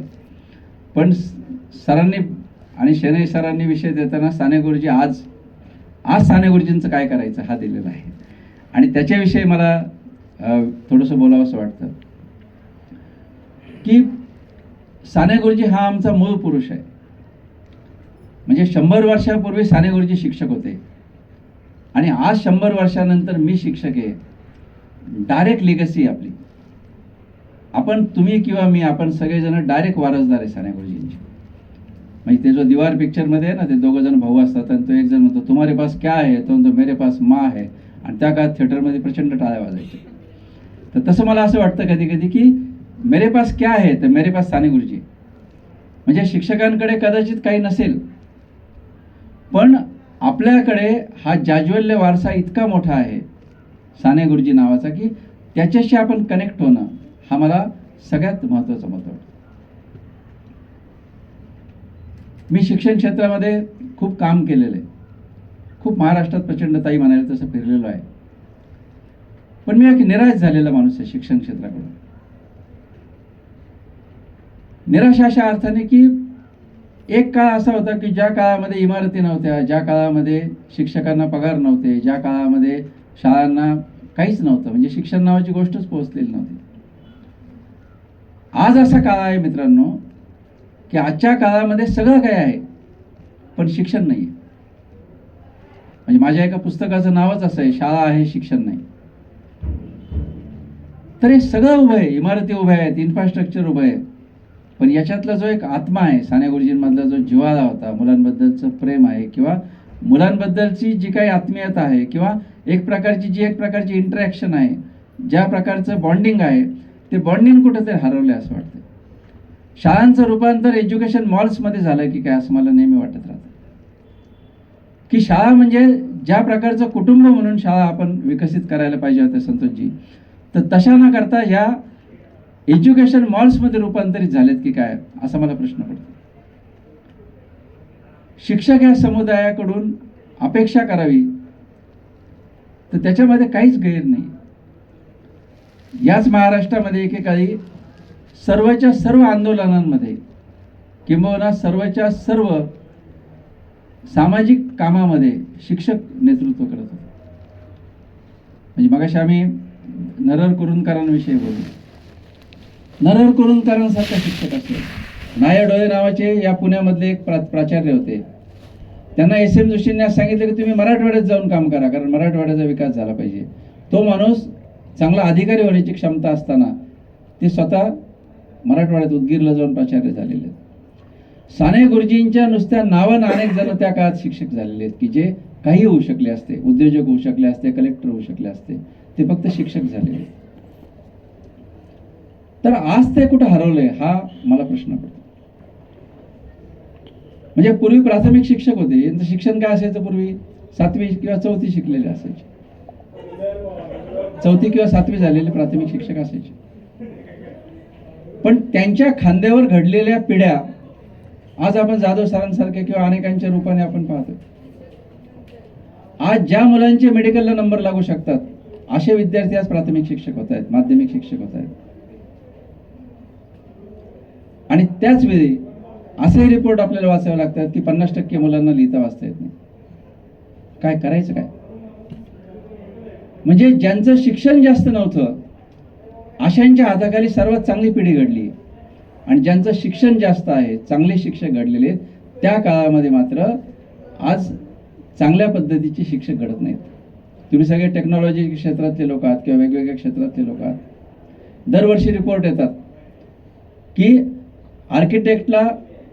आर्किटेक्टची क्षमता असणारे पास झालेल्या विद्यार्थ्यांमध्ये किती टक्के विद्यार्थी आहेत. इंजिनिअरिंगला पास झालेले, पदवी घेतलेले, परंतु इंजिनिअरिंगची क्षमता नसलेले किती लोक आहेत.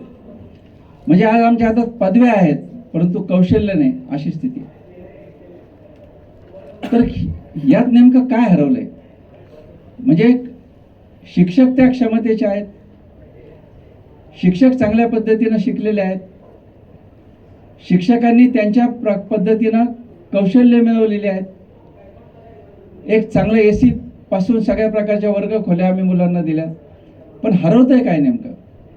तर मला असं वाटतं की बॉन्डिंग हरवतंय, किंबहुना जी एक कमिटमेंट असावी लागते, ती कमिटमेंट आज आमच्या याच्यातली हरवली की काय, असा मला प्रश्न पडतो.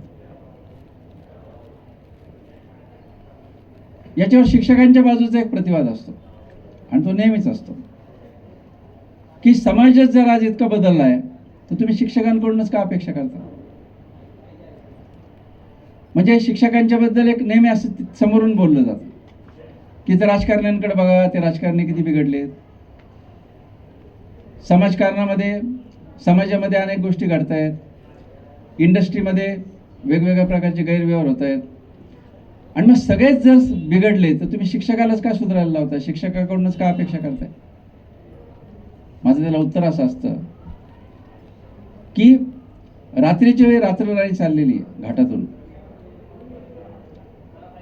आणि त्या रात्रराणीचा ड्रायव्हर हा सहज चालवता मागं पाहतो, थंडीची वेळ, सगळेजण गार झोपलेले. त्याने जर असा विचार केला की साला सगळेजण झोपले तर मीच एकटं जागा राहून काय करायचंय, माझं काय अडलं एकटं जागेवाचं. तर मला असं वाटतं की पुढचा विचार करायला तोही नसेल, गाडीही नसेल. मला असं वाटतं की आज समाजामध्ये सगळेच जण जर झोपलेले असतील तर जास्त जागा राहण्याची जबाबदारी शिक्षक म्हणून आमची आहे, कारण समाजाच्या ड्रायव्हर सीटवर आम्ही बसलेलो आहोत, अशी माझी भावना आहे. आणि ही जी ड्रायव्हर सीटवर बसलेल्या शिक्षकाची जबाबदारी आहे, ती जबाबदारी म्हणजे साने गुरुजींची आजची जबाबदारी घेणे असं मला वाटतं. की समाज बिघडलाय म्हणून तर आमची जबाबदारी वाढली आहे ना. पूर्वी शिक्षक हा गावचं शहाणपण असायचं. पिंजरा पिक्चर तुम्ही सगळ्यांनी बघितलेला आहे. तो पूर्वार्धातला जो शिक्षक आहे, मी उत्तरार्धातला म्हणत नाही, सुरुवातीचा पूर्वार्धातला जो शिक्षक आहे, तो शिक्षक हा ग्रामीण भागातल्या शिक्षकाचा प्रतिनिधी आहे. तो गावातलं लग्न जमवायचा, तो गावामध्ये झाडपाल्याची औषधं घ्यायचा, त्याच्याशिवाय लग्नाची बैठक होत नव्हती. तो गावचं शहाणपण होता. गावचा पाटील सुद्धा त्याच्या सल्ल्याने गाव हाकायचा. हे त्या गावचं शहाणपण होतं. हळूहळू आम्ही हायवे बांधले, समृद्धी महामार्ग बांधले, आणि मग शिक्षकांचं असं लक्षात आलं की आता आपण अपडाऊन करू शकतो, आणि मग ते मोठ्या शहरामध्ये राहायला आले. आज 100 किलोमीटर अपडाऊन करणारे लोक मी पाहतो की गावाशी तुमचं नातंच राहिलेलं नाही. आज शिक्षक जेव्हा आमच्या गावामध्ये जातो तेव्हा गावकरी शेतात कामाला गेलेले असतात, आणि शिक्षक जेव्हा शाळेतून घरी निघून जातो तेव्हा गावातले लोक संध्याकाळी काहीतरी घरी येतात. गावकरी आणि शिक्षक यांची भेट व्हायलाच तयार नाही. गावाशी नातं ही तर खूप लांबची गोष्ट आहे. आणि म्हणून आज झालंय असं की या सगळ्याच क्षेत्रामध्ये आमचा प्रभावच राहिलेला नाही. आज पुणे शहराचं उदाहरण घेऊ आपण. पुण्यामधल्या सगळ्या हायस्कूल, प्राथमिक शाळा, थेट पुणे विद्यापीठ किंवा तुमच्यासारख्या सगळ्या शिक्षकांची संख्या मोजली तर लोकसंख्येमध्ये किमान 10% भरेल. 5 ते 10% नक्की असेल, अगदी खाजगी क्लासेसवाले जरी धरले तरी. काय परिणाम आहे आमच्या गावावर मला सांगा, शहरावर आमचा काय परिणाम आहे? जर एखादा शिक्षक संपूर्ण गावावर प्रभाव टाकतो, अशा पद्धतीची रचना जर पूर्वीच्या काळच्या गावची असेल, तर आज आमचा शहरावर काय प्रभाव आहे? ठीक आहे, राजकारणावर नसेल आमचा प्रभाव, पण समाजावर तरी आमचा प्रभाव आहे का? किंवा यांचं आज ऐकलं जातं. या पुणे शहरात असे पूर्वी अनेक शिक्षक होऊन गेले की ज्या शिक्षकांच्या नावाने आज सुद्धा लोक त्यांचं नाव काढतात. फुगा सहस्रबुद्धींपासून कितीतरी नावं सांगते. मग नेमकं काय चुकतंय, काय व्हायला पाहिजे नेमकं? तर मला असं वाटतं की मी काही सकारात्मक मुद्दे आपल्या समोर मांडतो की ज्याचा तुम्ही शिक्षक म्हणून विचार करावा. कारण सरांचं हे व्याख्यान ठेवण्यामागची भावना ही एक अंतर्मुख व्हावं अशा पद्धतीची अपेक्षा आहे. मला पहिला जो भाग वाटतो शिक्षकांच्या बद्दलचा की एक संवेदनशीलता आपल्यामध्ये आली पाहिजे किंवा वाढली पाहिजे. या पुण्यामध्ये पुग वैद्य नावाचे एक शिक्षक होते. शिक्षण क्षेत्रातलं खूप मोठं नाव होतं. आपल्या सगळ्यांचा त्यांचा परिचय. त्यांना मी भैया वैद्य म्हणायचं त्यांना. तर मला एकदा शिक्षकांचा सर्वे करायचा होता महाराष्ट्रामध्ये. तर मी त्यांच्या घरी गेलो. ते मोठे मिश्किल होते बोलायला. तर मी असा कागद पेन काढला. म्हणजे काय रे, काय कशासाठी आला? म्हटलं काय नाही, मला ते शिक्षकांचा जर सर्वे करायचा आहे, काही प्रश्न विचारायचे शिक्षकांना. तर काय प्रश्न विचारू मी? तर ते म्हणाले एकच प्रश्न विचार त्यांना. म्हटलं काय? म्हणजे त्यांना असं विचार की ढसाढसा रडला ही घटना तुमच्या आयुष्यात घडून किती वर्ष झाली? म्हटलं असं कसं काय प्रश्न? अरे ते म्हणे लोक रडतच नाहीत म्हणे. शिक्षकांच्या डोळ्यात पाणी किती वेळा आलं विचारलं म्हणे त्यांना. मग मला आठवलं की हास्य क्लब असतात. कारण खोटं खोटं हसता येतं पण अश्रू क्लब नसतात बघा. कारण खोटं रडता येत नाही माणसाला, ते आतून यावं लागतं. ते म्हणाले की आपण इतके कोरडे ठाक झालेलो आहोत की आपल्या अंतःकरणामध्ये विजलेलो आहोत आपण. आपल्या डोळ्यात पाणीच येत नाही. फक्त घरातलं कोणीतरी जवळचं मेलं तर माणसं रडतात, नाही तर माणसं रडतच नाही. आणि मग साने गुरुजींची खिल्ली उडवणाऱ्यांचं मला वैषम्य वाटलं की साने गुरुजी रडके होते. अरे रडायला सुद्धा एक वेगळ्या प्रकारची ताकद लागते. व्यक्तिमत्वामध्ये एक उंची लागते तुमची. नरहर कुरुंदकर साने गुरुजींबद्दल असं लिहितात की होय साने गुरुजी रडके होते. साने गुरुजींचं साहित्य रडकं होतं. पण त्या साहित्य वाचून महाराष्ट्रातले हजारो तरुण तुरुंगात जायला सिद्ध झाले. हा चमत्कार त्या रडक्या साहित्याने करून दाखवला. होय साने गुरुजींचं साहित्य रडकं. किंवा पु ल देशपांडे साने गुरुजींबद्दल असं म्हणतात की साने गुरुजी रडके होते, पण साने गुरुजी केवळ प्रेमभंग झाला किंवा बायको मिळत नाही किंवा नोकरी मिळत नव्हती म्हणून रडत नव्हते. तर ते ज्या कारणांसाठी रडत होते ती कारणं आमच्यासाठी अगम्य आहेत समजली. आणि म्हणून अंतःकरणातली करुणा, संवेदनशीलता हे शिक्षक असण्याचं मला सगळ्यात पहिलं लक्षण वाटतं. सुदास पत्रे नावाचं एक पुस्तक आहे साने गुरुजींचं, ते आपण जरूर वाचा. त्या पुस्तकामध्ये एका ठिकाणी साने गुरुजींच्या पत्राची सुरुवात अशी आहे की सुधा आज खूप वाईट वाटलं. सकाळी उठलो, माझ्या खोलीच्या खिडकीच्या बिजागरीमध्ये एक मुंगळा बसलेला होता आणि खिडकी उघडल्यानंतर तो मुंगळा चिरडला गेला. खूप वाईट वाटलं. काय दोष होता बिचाऱ्याचा. आज दुपारी जेवलो नाही. दिवसभर सारखं कसं तरी वाटतंय. आज जोक म्हणून खपेला व्हॉट्सअपवर जर टाकलं तरी. एक मुंगळा मेल्यानंतर माणूस इतका संवेदनशील असू शकतो? आज फेसबुक लाईव्ह करून खून या महाराष्ट्रामध्ये होत आहेत. मणिपूरमध्ये एका बाईची नग्न धिंड काढली जाते. अनेक प्रकारच्या अत्याचाराच्या घटना आपण सारे बघतो. आपली रेष तरी उमटते आपल्या चेहऱ्यावरची. आपण फक्त एक घटना म्हणून पुढे जाऊन ब्रेकिंग न्यूज पाहून पुढचं इंस्टाग्रामवर फक्त पुढे सरकतो. मला असं वाटतं की ही जी संवेदनशीलता आहे ना, ही संवेदनशीलता आपल्यामध्ये आणणं हा साने गुरुजींचा आज होण्याच्या प्रवासातला पहिला टप्पा आहे. आपल्याला वाटतंय का वाईट आहे छोट्या छोट्या गोष्टींनी, आजूबाजूच्या या सगळ्या गोष्टींनी? फुटपाथवर झोपलेली माणसं पाहणारी असून किंवा फुटपाथवर आपण गाडी थांबवल्यानंतर ती पोरं भीक मागायला येतात, ती पाहिल्यानंतर आपण गलबलतो का? आपल्याला आठवतं का आपल्या घरचं पोरगं? या सगळ्या गोष्टींचा आपल्यावर होतो का परिणाम? मला असं वाटतं की ही त्यातली पहिली गोष्ट आहे. दुसरं मला असं वाटतं की ठीक आहे, समाज सोडा, पण आपण ज्या संस्थेमध्ये आहोत, आपण ज्या शाळेमध्ये आहोत, आपण ज्या कॉलेजमध्ये आहोत, त्या कॉलेज ज्या भावनेनं स्थापन झालं की गरिबांची मुलं इथे शिकली पाहिजेत, तर त्या भावनेनं आपण मुलांशी एकरूप होतो का? म्हणजे साधा एक प्रश्न मी तुम्हाला जर विचारला की तुमच्या वर्गातल्या सगळ्या विद्यार्थ्यांची नावं तुम्हाला माहिती आहेत का? समजा ठीक आहे, तुम्ही म्हणाल की 200 मुलं आहेत आमच्या वर्गामध्ये, 50 पहिल्या नावाने हाक मारा असं जर मी म्हटलं तर किती जणांची तयारी? पहिल्या नावाने मुलाला हाक मारायची आहे का आमची एवढी एकरूपता मुलांच्या बाबतीमध्ये? साने गुरुजींच्या वर्गामधला एक मुलगा कृष्णा उपदेकर म्हणून आजारी पडला. साने गुरुजी त्याला म्हणाले की मला पत्राने कळव की तुला काय हो, बरं वाटतंय की नाही. त्या पोराने कळवलं नाही. साने गुरुजी बैलगाडी करून त्या पोराच्या घरी गेले, त्याला बरं केलं आणि घेऊन आले. आपण आहोत की इतके संवेदनशील? आपल्या वर्गातल्या एखाद्या मुलाचे वडील वारले, आई वारली, कुणीतरी दिनानाथला ॲडमिट आहे, आपण खरंच जातो का भेटायला? म्हणजे आम्ही कुटुंब म्हणून त्या मुलांशी होणं नाकारतोय, हा मला एक वेगळा मुद्दा आपल्या लक्षात आणून द्यायचा. कदाचित माझं बोलणं कदाचित कुणाला आवडणार पण नाही, ते असं म्हणतील की काय आम्हाला आमचे दोष सांगतात. पण मला असं वाटतं की मी एक अंतर्मुख होण्यासाठी काही मुद्दे समोर ठेवतोय तुमचे, की विद्यार्थ्याच्या कुटुंबाचा भाग होणं इतक्या लेवलपर्यंत शक्य आहे की विद्यार्थ्यांच्या घरी मृत्यू झाल्यानंतर आपण जाणं, विद्यार्थ्याच्या घरी कोणीतरी ॲडमिट असेल तर आपण जाणं, त्याच्या आनंदाच्या प्रसंगी जाणं, अगदी सत्यनारायणाची पूजा असेल तर प्रसाद घ्यायला जाणं, या सगळ्या गोष्टी आपल्याला कराव्या लागतील. हे करणं कुठल्याही जेअरमध्ये लिहिलेलं नाही. किंबहुना तुम्ही लगेच म्हणलं आमच्या कोड ऑफ कंडक्टमध्ये आहे का? कुठे नाही आहे कुठे. पण या गोष्टी ह्या आपल्या जगण्याचा भाग आहे, जर आपण विद्यार्थ्यांना आपल्या कुटुंबाचा भाग मानणार असू तर.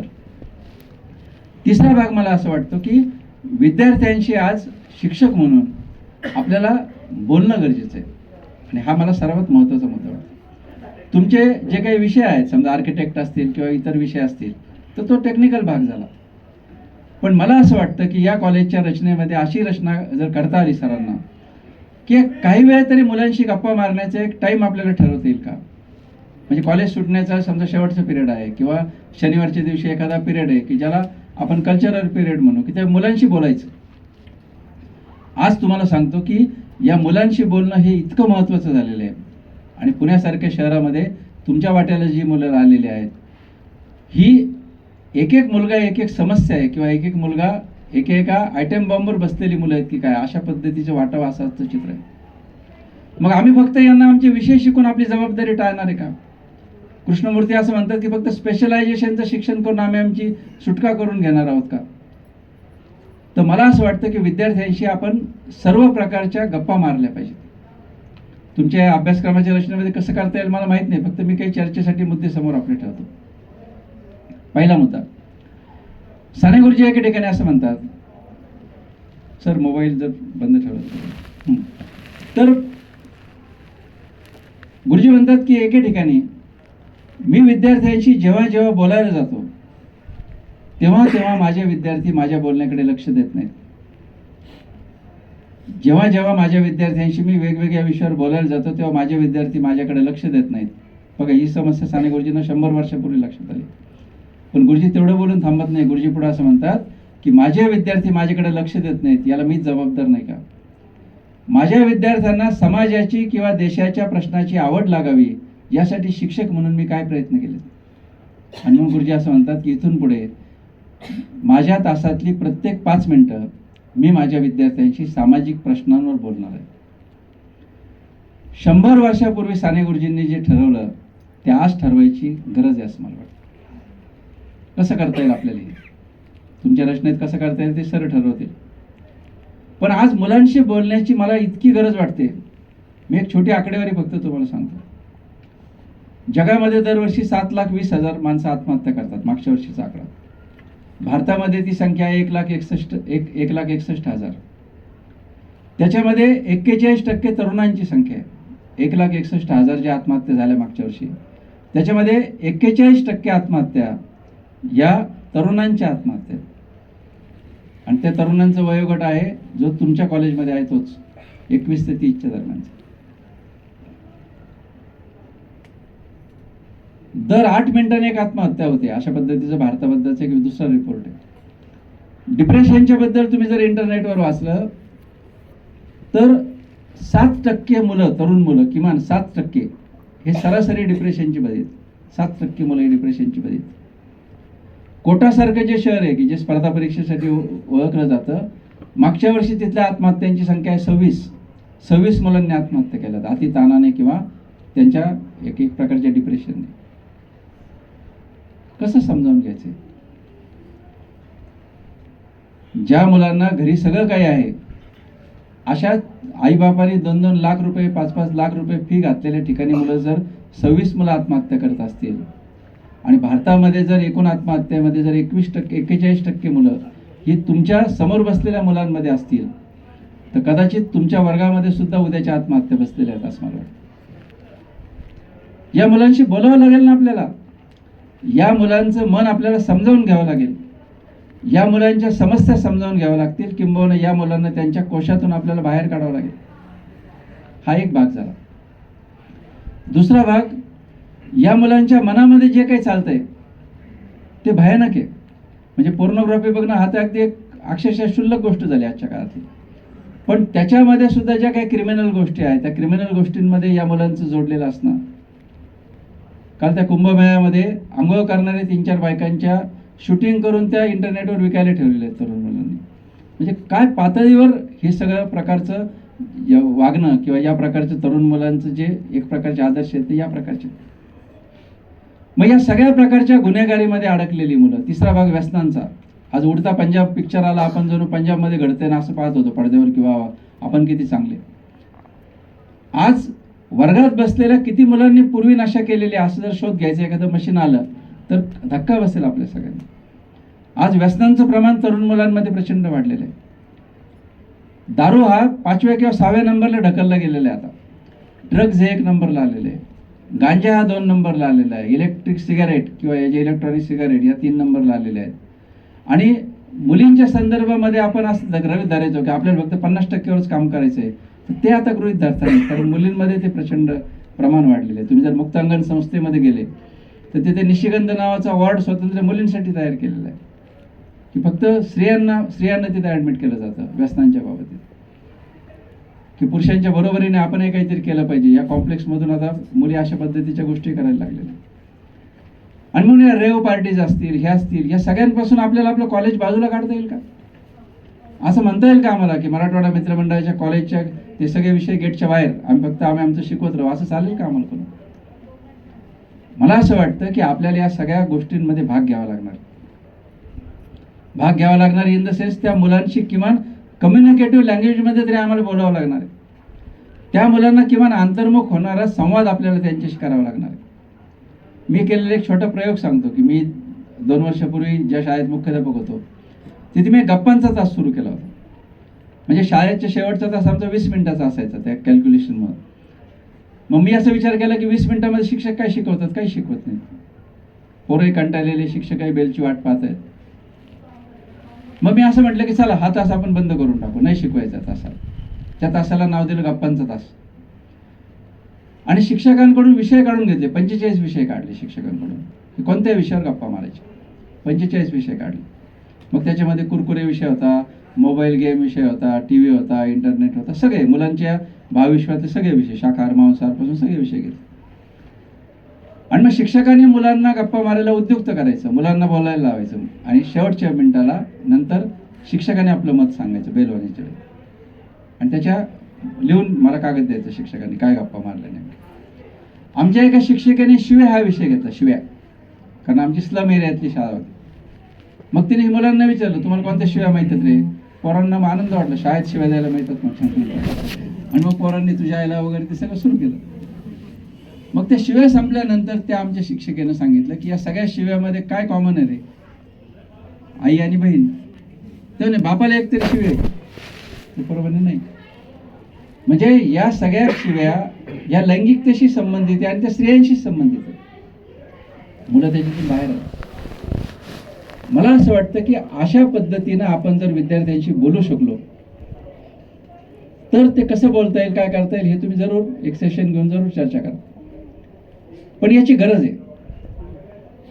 मला असं वाटतं की या कॉलेजमधल्या विद्यार्थ्यांना 1% मार्क कमी पडला तरी चालेल, पण ते इथून चांगले नागरिक होऊनच बाहेर पडले पाहिजेत. किंबहुना एक संवेदनशील आणि जबाबदार नागरिक होऊनच बाहेर पडले पाहिजेत. आणि याच्यासाठी विद्यार्थ्यांवर या प्रकारचं काम झालं पाहिजे. मी जे कृष्णमूर्ती शाळांवर एक पुस्तक लिहिलं आहे, कृष्णमूर्ती आणि कृष्णमूर्ती स्कूल्स नावाचं. तर बेंगलोरच्या शाळेमध्ये मी हा प्रयोग पाहिला की एक कल्चरल क्लास ते घेतात. त्यांनी असं एक हॉल केलेला आहे. त्या हॉलमध्ये विद्यार्थी आठवड्यातून 2दा येतात आणि ते विषय ठरवलेले जसं मी केलं होतं तसं. आणि मग शिक्षक विद्यार्थ्यांशी वेगवेगळ्या विषयावर गप्पा मारतात आणि त्याचं डॉक्युमेंटेशन होतं. मी गेलो त्या दिवशी हिंसा हा विषय होता त्यांचा. आणि मग हिंसेचे कोणकोणते पैलू आहेत, हिंसा का करावीशी वाटते, मग सायकोलॉजी काय म्हणते, हिंसेच्या बद्दलचे काय काय लॉजिक आहेत किंवा हिंसेवर काय करायला पाहिजे, याच्यावर मुलं बोलत होते, शिक्षक बोलत होते.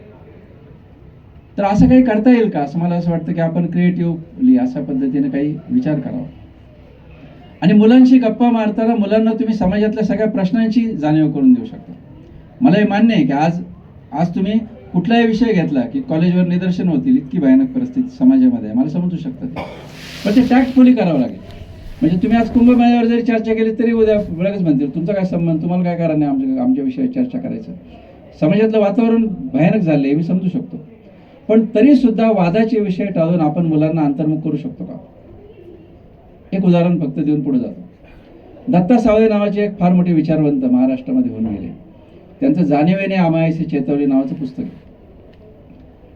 त्यात कार्ल मार्क्सचा शोषणाचा सिद्धांत 4थीच्या मुलांना त्यांनी शिकवला. कसा शिकवला असेल कल्पना करा. मुलांशी गप्पा मारतायत ते. मुलांना असं म्हणतात, पोरांना काल जत्रेला गेले होते का? पोरं म्हणे गेलो होतो. मग जत्रेत काय केलं? पोरं म्हणे वडी खाल्ली. आता ते गोदाच्या वड्या वगैरे मिळतात, म्हणे वडी खाल्ली. म्हणे वडीची किंमत कोणी ठरवली? ते पोरं म्हणे येडं काय मास्तर, दुकानदाराने ठरवली. म्हणे अजून काय केलं? म्हणे रस पिलो. म्हणे रसाची किंमत कोणी ठरवली? यार म्हणे आता कोण ठरवतं? दुकानदारच ठरवतो. अजून काय केलं? म्हणे झोक्यात बसलो. झोक्याचं भाडं कोणी ठरवलं? म्हणे दुकानदाराने. ते पोरांना काही कळलं नाही, गुरुजी असं काय विचारून राहिले. त्यांनी थोडा पॉज घेतला आणि नंतर विचारलं की शेतात काय पिकलं? पोरं म्हणे भात कोणाला वापला? म्हणे सावकाराला. मग भाताची किंमत कोणी ठरवली? पोरं एकदम चकित झाले. म्हणे सावकाराने. अजून काय झालं? म्हणे शेतात काय पिकलं? म्हणे झाडाचा डिंक काढला. डिंक कोणाला विकला? म्हणे दुकानदाराला. डिंकाची किंमत कोणी ठरवली? पोरं परत चकित. म्हणे दुकानदाराने. म्हणे बाप तुमचा कामाला जातो का? म्हणे जातो. कुठे जातो? म्हणे शेतात. मजुरी कोण ठरवतो? म्हणे मालक. का तुमचा बाप? म्हणे मालक. आणि मग पोरं एकदम चकित झाले की आदिवासी विकायला गेला तरी किंमत समोरचाच ठरवतो, आणि आदिवासी विकत घ्यायला गेला तरी सुद्धा किंमत समोरचाच ठरवतो. त्या ठिकाणी दत्ता सावळेंचा कॉमेंट मोठं सुंदर आहे. दत्ता सावळे असं लिहितात की आदिवासीचं शोषण म्हणजे लाकूड आणि करवतीसारखं. करवत लाकडाला पुढे जाताना कापते आणि मागे येताना कापते. मला सांगा, 4थीच्या एवढ्या लहान पोरांना जर इतकं समाजातला एक गंभीर शोषणाचा प्रश्न जर एक शिक्षक समजून सांगू शकत असेल, तर तुम्ही सगळे पोस्ट ग्रॅज्युएट आणि अत्यंत शिकलेली विचारी माणसं आहेत, आणि तुमच्या समोर बसलेली मुलं सुद्धा एक समाजभान आलेली मुलं आहेत. अशा मुलांना तुम्ही किती पद्धतीने अंतर्मुख करू शकता, कितीतरी पद्धतीने मुलांना विचार करायला भाग पडू शकता. तुम्ही मुलांचे ग्रुप केले, ठीक आहे, वर्गात चर्चा शक्य नाही, तुम्ही ग्रुपवर चर्चा करू शकता ना. तुम्ही जे व्हॉट्सअपचे ग्रुप केलेले आहेत समजा मुलांच्या वर्गातल्या, त्याच्यावर चला आज शनिवार, आज या विषय, दर या शनिवारी या विषयावर चर्चा होईल. तुम्ही चर्चा ओपन करून द्यायची, प्रत्येकाने मतं व्यक्त करायची, किंवा अगदी झूम मीटिंग किंवा गुगल मीट करून सुद्धा तुम्ही शाळेत कॉलेजला शक्य नसेल तर रविवारी चर्चा करू शकता. मला म्हणायचं आहे असं की मुलांशी बोलता येणं याच्यामध्ये आपली कसोटी लागते. साने गुरुजीसारखा माणूस या प्रकारे मुलांबरोबर त्याने काम केलेलं आहे. म्हणजे साने गुरुजींच्या चरित्रातली एक गोष्ट मी तुम्हाला सांगेल की त्या अमळनेरमध्ये जर एखादं व्याख्यान असेल तर साने गुरुजी रांगेमध्ये मुलांना त्या व्याख्यानाला त्या मैदानात घेऊन जायचे आणि संध्याकाळी परत घेऊन यायचे. एका मोठ्या स्वातंत्र्य सैनिकाचं व्याख्यान मुलांनी ऐकलं, मुलं जेवले आणि झोपले. साने गुरुजींना झोप आहे ना, साने गुरुजी इकडून तिकडे एरझारा घालत होते. त्या माणसाची उत्स्फूर्तता काय असावी. 4 पोरांना त्यांनी हलवून जागा केला. अरे म्हणे काय झोपले, चला आपण व्याख्यानावर चर्चा करू, आणि पोरांची गप्पा मारत बसतो. मला सांगा, इतकी उत्कटता मुलांना, माझ्या मुलांना काय काय आलं पाहिजे किंवा माझ्या मुलांना कसं विकसित करायचं याच्यासाठी एक शिक्षक काय करू शकतो. पण माझा शेवटचा मुद्दा की याच्यासाठी आडामध्ये काहीतरी असावं लागेल, तेव्हा पोर येतील. आपल्याकडे भांडवल आहे की एवढं मुलांना देण्यासारखं. राग मानू नका, मी तुमचा पाहुणा आहे, तरी मला काही गोष्टी सांगितल्या पाहिजेत की आज आपण वाचत नाही, ही सगळ्यात मोठी अडचण. साने गुरुजींसारखा माणूस हा त्यांच्या कालखंडामध्ये कोणतंही साधन नसताना 150 पुस्तकं लिहू शकला. हातामध्ये इंटरनेट नाही आहे, हातामध्ये ईमेल नाही आहे, हातामध्ये गुगल सर्च नाही आहे, आणि तरीसुद्धा या माणसाने 150 पुस्तकं लिहिली. लाईटसुद्धा नाही त्या अमळनेरमध्ये, इंग्रजी पेपर येत नाही त्या अमळनेरमध्ये. अशा कालखंडामध्ये या माणसाने 150 पुस्तकं लिहिली. याचं कारण वाचन प्रचंड होतं. त्यांच्या ग्रंथपालाने साने गुरुजींच्या ज्या आठवणी लिहिल्या, त्या आठवणी लिहिताना तो ग्रंथपाल लिहितो की माझ्या ग्रंथालयामध्ये येणारा एकच शिक्षक होता, पांडुरंग सदाशिव साने. ते उभ्या उभ्या कपाटामध्ये अनेक पुस्तकं चाळायचे 4-5 पुस्तकं घरी घेऊन जायचे आणि 2 दिवसांनी ती पुस्तकं जमा करून परत 4-5 पुस्तकं न्यायचे. रविवारच्या दिवशी साने गुरुजींना घरात करमायचं नाही, तर अमळनेरच्या रेल्वे स्टेशनच्या वेटिंग रूममध्ये साने गुरुजी वाचायचे. वेटिंग रूममध्ये कंटाळा आला तर जळगावपर्यंत रेल्वेने जायचे, रेल्वेने यायचे आणि रेल्वेमध्ये सुद्धा वाचत जायचे. इतकं प्रचंड वाचन केलं म्हणून तर 150 पुस्तकं लिहिली ना. 150 पुस्तकं लिहिणं जोक आहे का? आज आपल्याला एक मेसेज टाईप करताना जीवावर येतं. पण साने गुरुजींनी प्रचंड वाचलं म्हणून साने गुरुजी प्रचंड लिहू शकले. आज आपली अडचणी आहे की आम्ही वाचायला तयार नाही. माझा एक मित्र असं लिहितो की शिक्षक वाचत नाहीत, शिक्षक वाचत नाहीत, शिक्षक वाचत नाहीत. हे वाक्य आता इतक्या वेळा लिहून झालंय की ते वाक्य सुद्धा शिक्षक वाचत नाही. तर म्हणजे मी गमतीने म्हणतो की शिक्षकांच्या हातात आजकाल 3च पुस्तकं आहेत फक्त. फेसबुक, पासबुक आणि चेकबुक. 3च बुक आहेत फक्त आपल्या हातामध्ये. इंग्लिशचा विषय बाजूला ठेवा.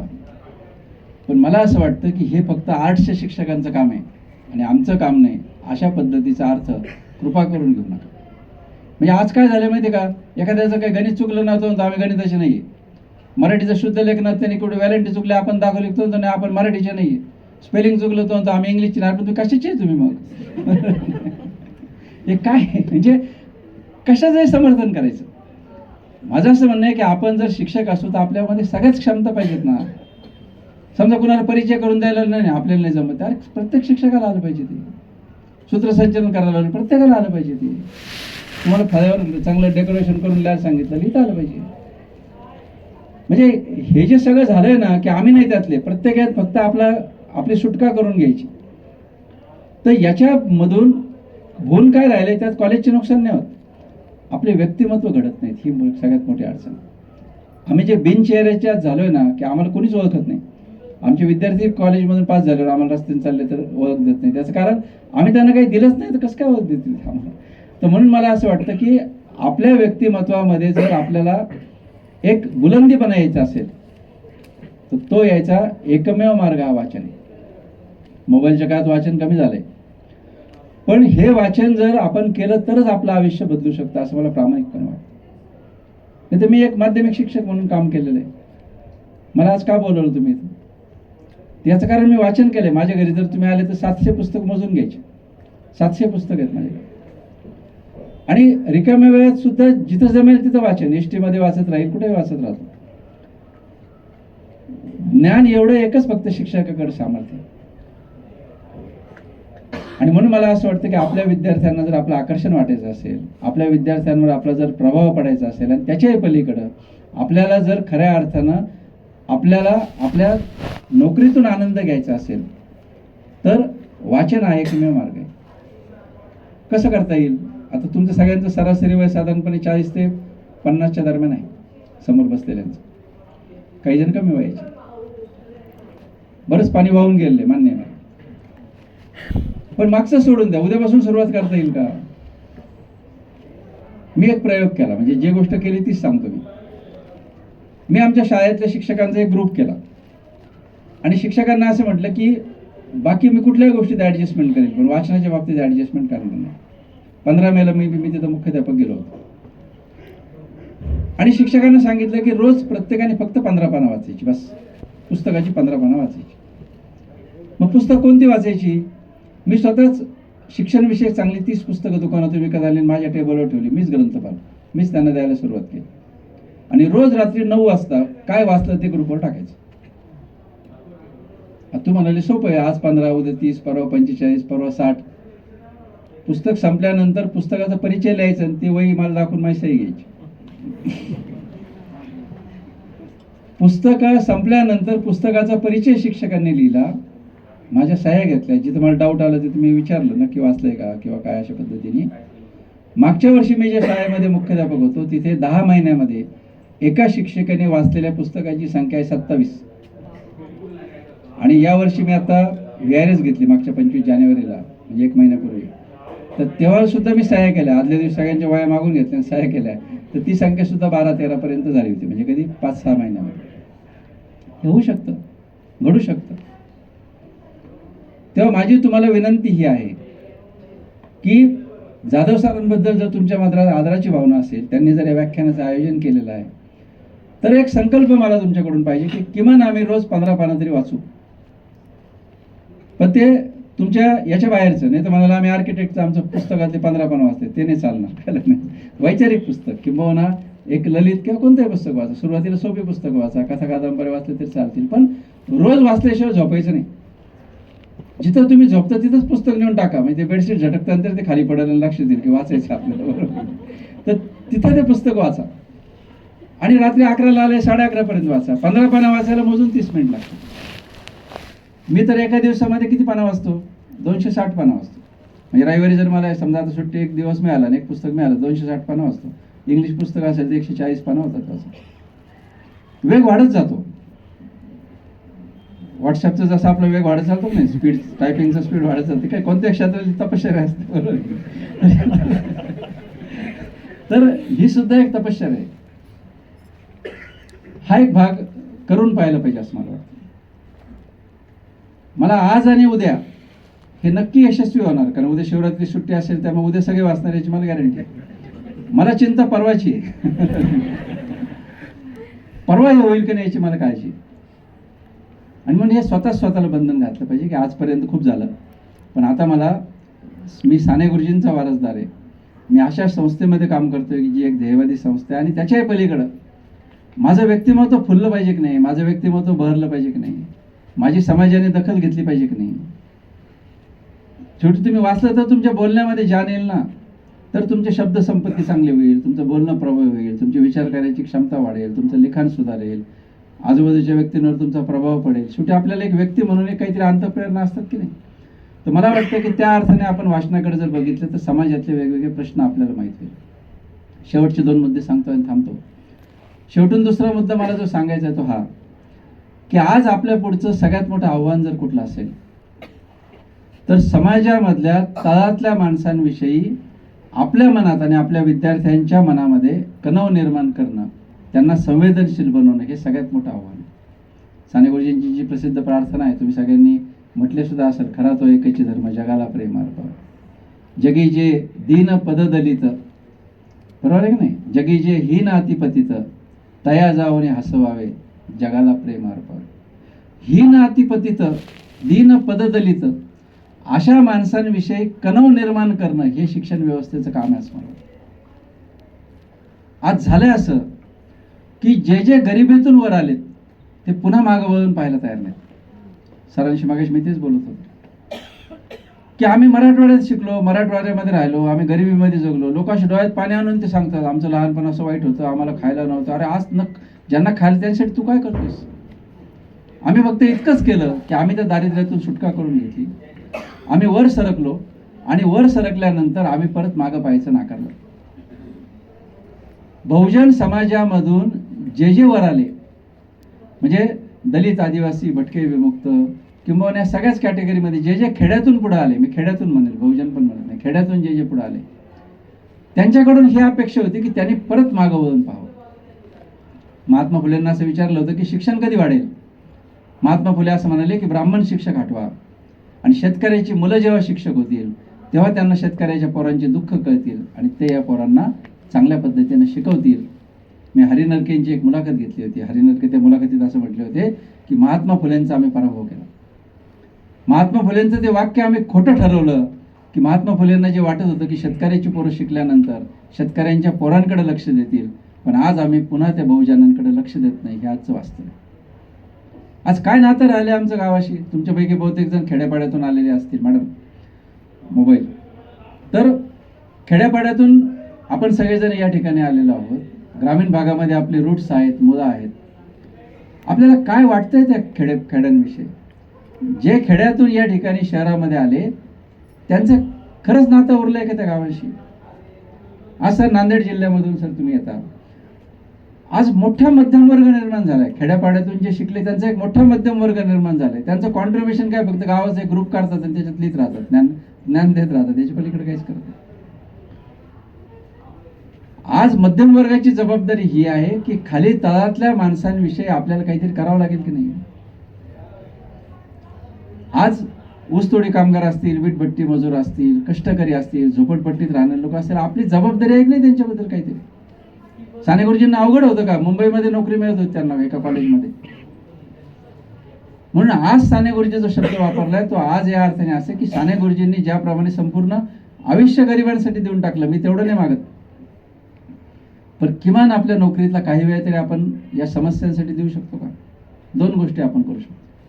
पहिली गोष्ट, विद्यार्थ्यांना सातत्यानं हे प्रश्न लक्षात आणून देणं. मी तुमच्या वर्गाचा जर ग्रुप असेल तर त्याच्यावर समाजातले असे काही प्रश्न तुम्ही सातत्यानं मांडले पाहिजेत. फॉरवर्ड करा, हरकत नाही, पण समाजातल्या प्रश्नांची नोंद विद्यार्थ्यांच्या मनामध्ये होईल अशा पद्धतीचं काहीतरी सातत्याने तुम्ही विद्यार्थ्यांना अंतर्मुख करत राहिले पाहिजे. परवा दिवशी ओरिसातला एक फोटो होता की दवाखान्यात त्या बायकोला ॲम्ब्युलन्स मिळाली नाही म्हणून बायकोचं प्रेत खांद्यावर घेतलेले एक फोटो घेऊन तो माणूस चाललेला होता. करा ना विद्यार्थ्यांना अंतर्मुख. एकीकडे 5 तारांकित रुग्णालय आहेत आणि हे काय आहे? हा पण भारत आहे, हा भारत त्यांच्या लक्षात आणून द्या ना. काल मी एक फेसबुकवर पोस्ट लिहिली, तुम्ही कदाचित कोणी पाहिली असेल. 5 रुपयाच्या मिरची अशी एक पोस्ट लिहिली की मी जामखेडला एक 3 दिवसापूर्वी एका घरामध्ये गेलो. भटक्या विमुक्तांचं घर होतं आणि त्या बाईने शिळ्या भाकरी खायला काढल्या. सासू म्हटली स्वयंपाक कर, हिरव्या भाज्या आणायला पैसे नाही. त्या बाईने कुठून तरी डाळीचं पीठ काढलं, त्यात खूप पाणी ओतलं. मसाला पाहिला तर मसाला नाही, तिखट पण नाही. ती बाई म्हटली की माझा पोरीला सांगितलं 5 रुपये दिले आणि त्या पोरीला नाही 5 रुपयाच्या मिरच्या घेऊन ये. 5 रुपयाच्या 7 मिरच्या घेऊन ती पोरगी आली. तिने त्या मिरच्या फोडल्या, माझ्यासमोर ते पिठलं गेलं आणि मला जेवायचा आग्रह करत होते की जेवून जा भाऊ आमच्याकडे. मला सांगा, एकीकडे मॉल्समध्ये कार्टमधून खरेदी करणारे आपण आणि दुसरीकडे 5 रुपयाच्या मिरच्या घेणारी माणसं, आपण एकाच देशात राहतो का? हा एकाच माणसांचा देश आहे का? याच पुण्यामध्ये झोपडपट्टी पण आहे, याच पुण्यामध्ये शेवटच्या मजल्यावर स्विमिंग टँक असलेले बंगले पण. हा जो भारत आणि इंडिया एकाच देशामध्ये दोन आहे, तर तो मुलांना आपण लक्षात आणून देणार की नाही? मला असं वाटतं की आपलं शिक्षक म्हणून सगळ्यात मोठं काम हे की आपण या प्रकारचं जे जग आहे वंचितांचं जग मुलांना परिचित करून दिलं पाहिजे आणि त्याच्या पलीकडे जाऊन आपण त्याच्याशी परिचित व्हायला पाहिजे. शनिवार रविवारचा दिवस आहे, काय करू शकतो आपण? शनिवार रविवारी आपण जाऊ ना. वेगवेगळे वसतिगृह आहेत, रिमांड होम आहेत समजा, किंवा वेगवेगळ्या प्रकारच्या पुण्यामध्ये वेगवेगळ्या संस्था आहेत. त्या संस्थांचं काम पाहायला आपण जाऊ. त्या संस्थांमध्ये जाऊन मुलांना गोष्टी सांगायचं काम करू. आपण फक्त वाढदिवस साजरे करतो तिथे जाऊन, पण त्या ठिकाणी जाऊन त्यांचे प्रश्न समजावून घेऊ. अगदी रस्त्यावर एखादा फुटपाथवर बसलेल्या माणसाच्या समस्या समजावून घेऊ. की तर पालं टाकलेले लोक ठिकठिकाणी दिसतात, सर्कसवाले असतात, हत्ती आपले वेगवेगळ्या प्रकारची माणसं बसलेली असतात, त्यांचे दुःख समजावून घेऊ. कधीतरी झोपडपट्टीमध्ये जाऊ, त्यांचे प्रश्न समजावून घेऊ. किंवा 4-5 प्राध्यापक एकत्र येऊन एखाद्या झोपडपट्टीमध्ये एखादा उपक्रम सुरू करू शकतात की रोज संध्याकाळी दर शनिवारावर आम्ही इथेच जाऊ, तुमच्या मुलांचे खेळ घेऊ, तुमच्या मुलांना गायडन्स करू, तुमच्या मुलांना स्पर्धा परीक्षेचं एखादं केंद्र इथं सुरू करू. अनेक गोष्टी करता येण्यासारख्या आहेत ना. किंवा स्वतः हिंमत नसेल तर ज्या संस्था काम करतात त्यांच्याशी जॉईन होणं, किंवा अशा अनेक संस्था आहेत झोपडपट्टीमध्ये काम करणाऱ्या, त्यांच्याशी जॉईन होणं. फार शक्य नाही त्यांना आर्थिक मदत करणं. की आपल्या वेतनामधले आपण एक ठरवून टाकायचं, तुम्ही अशा संस्थेमध्ये नोकरीला लागले की जी तुम्हाला काहीच खर्च झालेला नाही, तर आपण असं ठरवा ना. समजा तुम्ही जर एखाद्या दुसऱ्या संस्थेत लागले असते तर तिथं 25 लाख रुपये द्यावे लागले असते. ठीक आहे, ते 25 लाख रुपये मी समाजाला देऊन टाकेल. वेगवेगळ्या प्रकारे त्या संस्थांना मी माझ्या पगारामध्ये दर महिन्याला 5,000 रुपये वेगवेगळ्या संस्थांना मदत करेल. समाज शिक्षक होणं म्हणजे काय? साने गुरुजी समाज शिक्षक झाले म्हणजे काय? त्यांनी आयुष्य दिलं, आम्हाला नाही शक्य. त्यांचं लग्न नव्हतं झालं असं आपण म्हणू. पण आम्ही जर संसारी असू तर मग किमान आम्ही अशा पद्धतीनं काम करायला काय हरकत आहे? आणि अशा पद्धतीचं सारखं बघत राहिलं पाहिजे. कारण काय होऊन राहिलं की आज सोशल मीडिया सगळा मनोरंजनाचा झालेला आहे. कुठतरी ते एखाद्या लहान मुलगी गाणं म्हणत असते, कुठतरी काहीतरी मालिका चालू असतात, ते इंस्टाग्रामवर सारखं ते रील्स चालूच असतात. त्याने आपण बधीर होत चाललेलो आहे. आणि म्हणून जाणीवपूर्वक हे पाहिलं पाहिजे. मी इंटरनेटवर कधी कधी यूट्यूबला पॉवर्टी शब्द टाकतो आणि मग ते पॉवर्टीवरचं सगळे काय काय काय काय सापडत राहतं. मग मायग्रेशन शब्द टाकतो, मग मायग्रेशन सापडतं. मध्ये मला ओरिसाची उत्सुकता वाटली, ओरिसातलं दारिद्र्य कमी झालं आहे का, ओरिसावरचे खूप व्हिडिओ पाहिले मी. म्हणजे आपण स्वतःहून ते बघितल्याशिवाय ते आपल्याला सापडत नाही ना. हे सगळं समजावून घेतलं पाहिजे. म्हणजे तुम्हाला विचित्र वाटेल कदाचित, मी जामखेडला परवा दिवशी गेलो तर मी कला केंद्र पाहायला गेलो होतो. जे नाचणाऱ्या बायकांचं असतं नाही, कला केंद्र पाहायला गेलो होतो. म्हटलं मला पाहिजे ते कला केंद्र. एका कार्यकर्त्याला घेऊन गेलो. मग तिथं आता कोणत्या मुली येतात, क्वालिटी समाजाच्या मुली कमी झाल्यात, पारद्यांच्या मुली वाढल्यात. मग त्या मुलींची खरेदी विक्री कशी असते, त्या मुलींच्या संदर्भामध्ये काय काय व्यवहार आहेत, ते सगळं अर्थकारण त्यांचं समजावून घेतलं. त्यांचे प्रश्न समजावून घेतले, त्यांच्याशी बोललो, त्यांना होणारे आजार. तेव्हा समाज असा वाचायचा असतो या प्रकारचा. आणि म्हणून या प्रकारे सगळं समजावून घेणं म्हणजे जग समजावून घेणं. गौतम बुद्धाचं सिद्धार्थात रूपांतर कधी झालं? आपलं सिद्धार्थाचं रूपांतर गौतम बुद्धात कधी झालं? त्याच्या वडिलांनी त्याच्या कडेला उंच भिंती बांधल्या होत्या की जेणेकरून त्याला बाहेरचं जग दिसू नये. रजनीश असं म्हणतात की हिरवं झाड पिवळं झालं, हिरव्या झाडाचं पिवळं पान खाली पडल्यानंतर त्याच्यातून सुद्धा दुःखाची जाणीव होईल म्हणून ते उचलायला सुद्धा त्याच्या वडिलांनी माणसं ठेवली होती. पण ज्या क्षणी सिद्धार्थानं दुःख पाहिलं तिथं त्याचा बुद्ध व्हायची प्रक्रिया निर्माण झाली. आज झालंय असं की आम्ही ज्या फ्लॅट सिस्टीमच्या बिल्डिंगमध्ये राहतो तिथं सगळीकडे चकाचक जग आहे. आमची मुलं ज्या शाळांमध्ये जातात ते सुद्धा एक चकाचक जग आहे. ते ज्या बसमधून जातात त्या बससुद्धा चकाचक बस आहेत. त्यामुळे जगामध्ये काही दुःख बिक्ख आहे असं आमच्या मुलांना काही वाटतच नाही.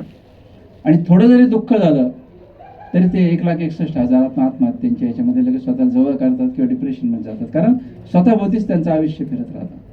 आणि म्हणून आपल्या मुलांना घेऊन तुम्ही जा, तुमच्या मुलांना या झोपडपट्ट्या दाखवा की तुला साधा एवढ्या एवढ्या छोट्या छोट्या गोष्टींवरून तू रडतो, हा पोरगा कसा जगतोय बघ. एकदा तुमच्या मुलांना हे सगळं जग दाखवल्यानंतर त्यांचे सुद्धा एक प्रकारचे त्यांचा अवकाश वाढू शकेल. आणि मला थांबताना मी जसं म्हटलं शेवटचा मुद्दा की या वेगवेगळ्या संघटनांमध्ये काम करा. तुम्ही इतके भाग्यवान आहात की पुण्यासारख्या शहरामध्ये तुम्ही राहताय, की पुणे इतकं क्रिएटिव्ह शहर आहे. म्हणजे मी गेले 20 वर्ष या 30 वर्ष या शहरामध्ये येते.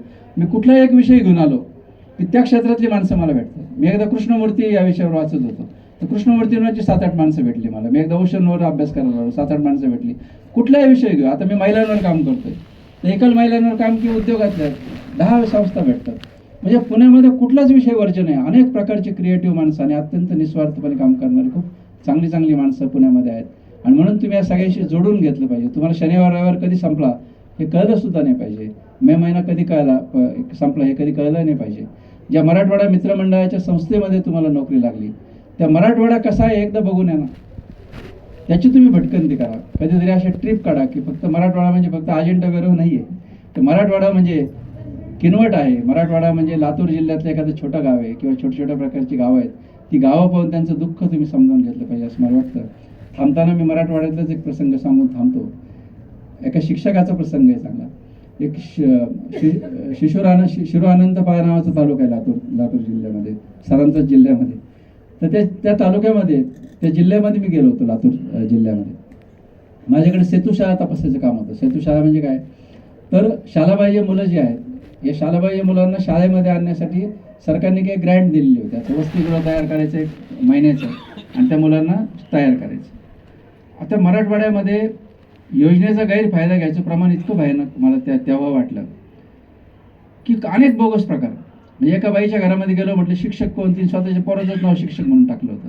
एकाने गल्लीतल्या पोरांचीच नाव शालाबाह्य मुलं म्हणून टाकली होती. आणि मग ते सगळा खोटेपणा उघड करत संध्याकाळ झाली. मी प्रचंड चिडलेलो. म्हटले काय पैशाची लोट, गरिबांबद्दलच हे झालं.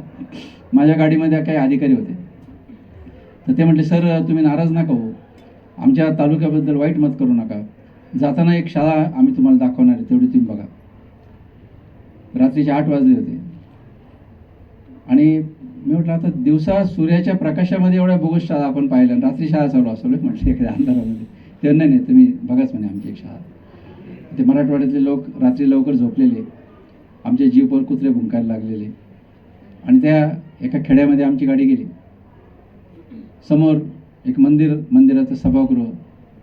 त्या सभागृहामध्ये एक पायजमा शर्ट मागं केस फिरवलेला एक व्यक्ती उभं बसलेला आणि 20 मुलं अभ्यास करत बसलेले.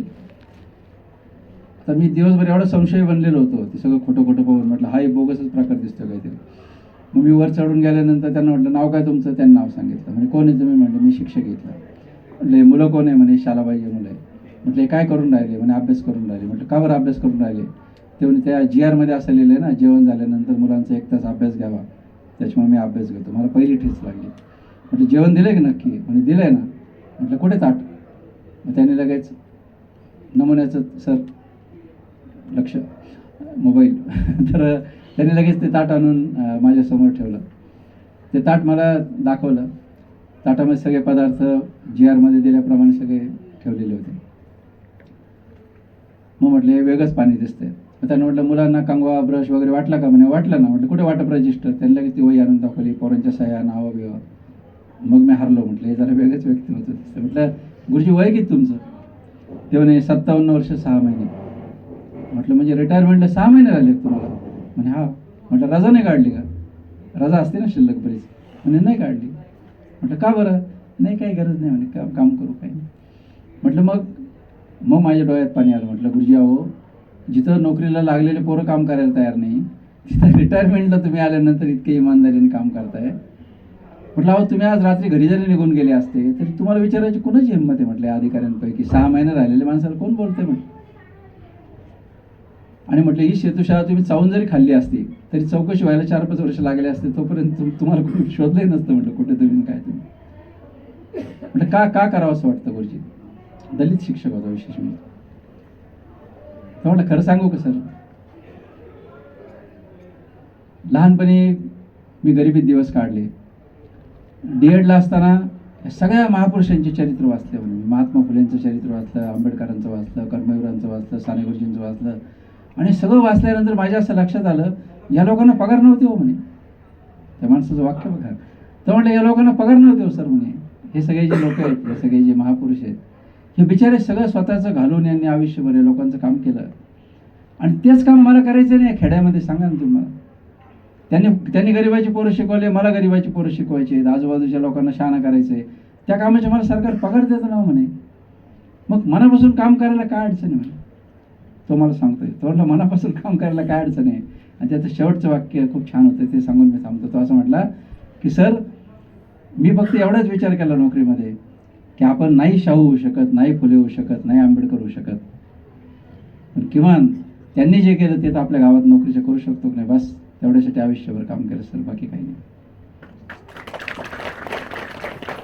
मला सांगा, एका वाक्यावर जर माणसं आयुष्याची नौका पैल तीराला नेत असतील तर पुण्यासारख्या शहरामध्ये तुमच्यासमोर आज महात्मा फुलेंपासून, सावित्रीबाईंपासून, महर्षी धोंडो केशव कर्वेंपासून, टिळक आगरकरांपासून मोठी परंपरा उभी आहे.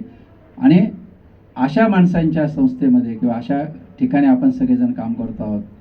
मला असं वाटतं कालपर्यंतचं आपलं आयुष्य आपण नोकरदार म्हणून जगलो, उद्यापासूनचं आयुष्य आपण साने गुरुजींच्या प्रकाशात जगूया, या शुभेच्छा देऊन मी थांबतो. फक्त एक विनंती अशी राहील की इंटरनेटवर साने गुरुजी हा शब्द टाकल्यानंतर बरंच काही येतं. म्हणजे माझं भाषण येईल, शिवाजीराव भोसलेंचं भाषण येईल, पु ल देशपांडेंचं एक सुंदर भाषण आहे, ते जरूर ऐका. किंवा साने गुरुजींची वेबसाईट आहे, ती जरूर पहा. इथे साधना नावाचं जे दुकान आहे पुस्तकाचं, तिथं साने गुरुजींची पुस्तकं आहेत. साने गुरुजींचं राजा मंगा वेडेकरांनी एक चरित्र लिहिलेलं आहे, 600 पानाचं, फार सुंदर चरित्र आहे ते चरित्र आपण जरूर वाचावं. आणि काही दिवस तरी साने गुरुजीमय होऊन आपण जास्तीत जास्त स्वतःला बदलवण्याचा प्रयत्न करूया, या शुभेच्छा देऊन थांबतो. धन्यवाद.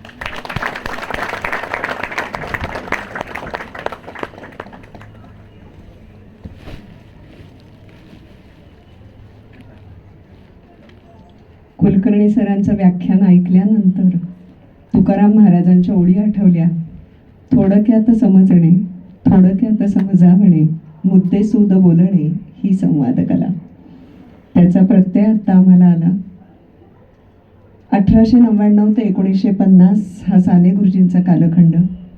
आम्ही साने गुरुजींना पाहिलं नाही, ऐकण्याचा प्रश्नच नाही, पण आज ठामपणे सांगू शकतोय की हेरंब गुरुजींच्या मुखातून साने गुरुजींना ऐकलंय. आणि साने गुरुजींना थोडं तरी स्पर्श केला असं आम्ही नक्की म्हणू शकतो. सर, खरंच मनापासून धन्यवाद. यानंतर अध्यक्षीय समारोप करतील जाधव सर.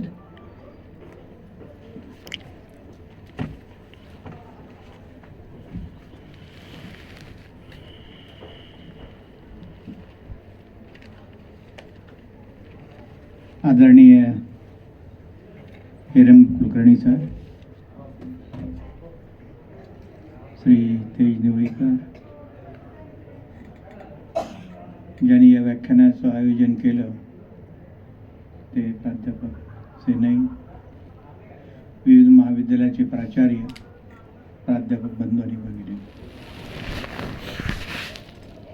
कुलकर्णी सरांचं व्याख्यान जवळपास 1.5 तास व्याख्यान आपण ऐकलं. आणि त्याच्यानंतर इथं कुणीतरी समारोप करण्यासाठी उभं राहून काहीतरी बोलावं, त्याची खरंच परीक्षा आहे. फक्त जर चांगलं बोललं नसेल तर मग काही फरक नसतो, मग याचा जरा उठावदार दिसतो समारोप करणाऱ्याचं. पण बघता जर खूप परिणामकारकरित्या बोललेलं असेल तर खरं म्हणजे त्यांनी समारोपण करू नये, छान म्हणावं आणि बसावं. पण तसं करणं बरोबर होणार नाही.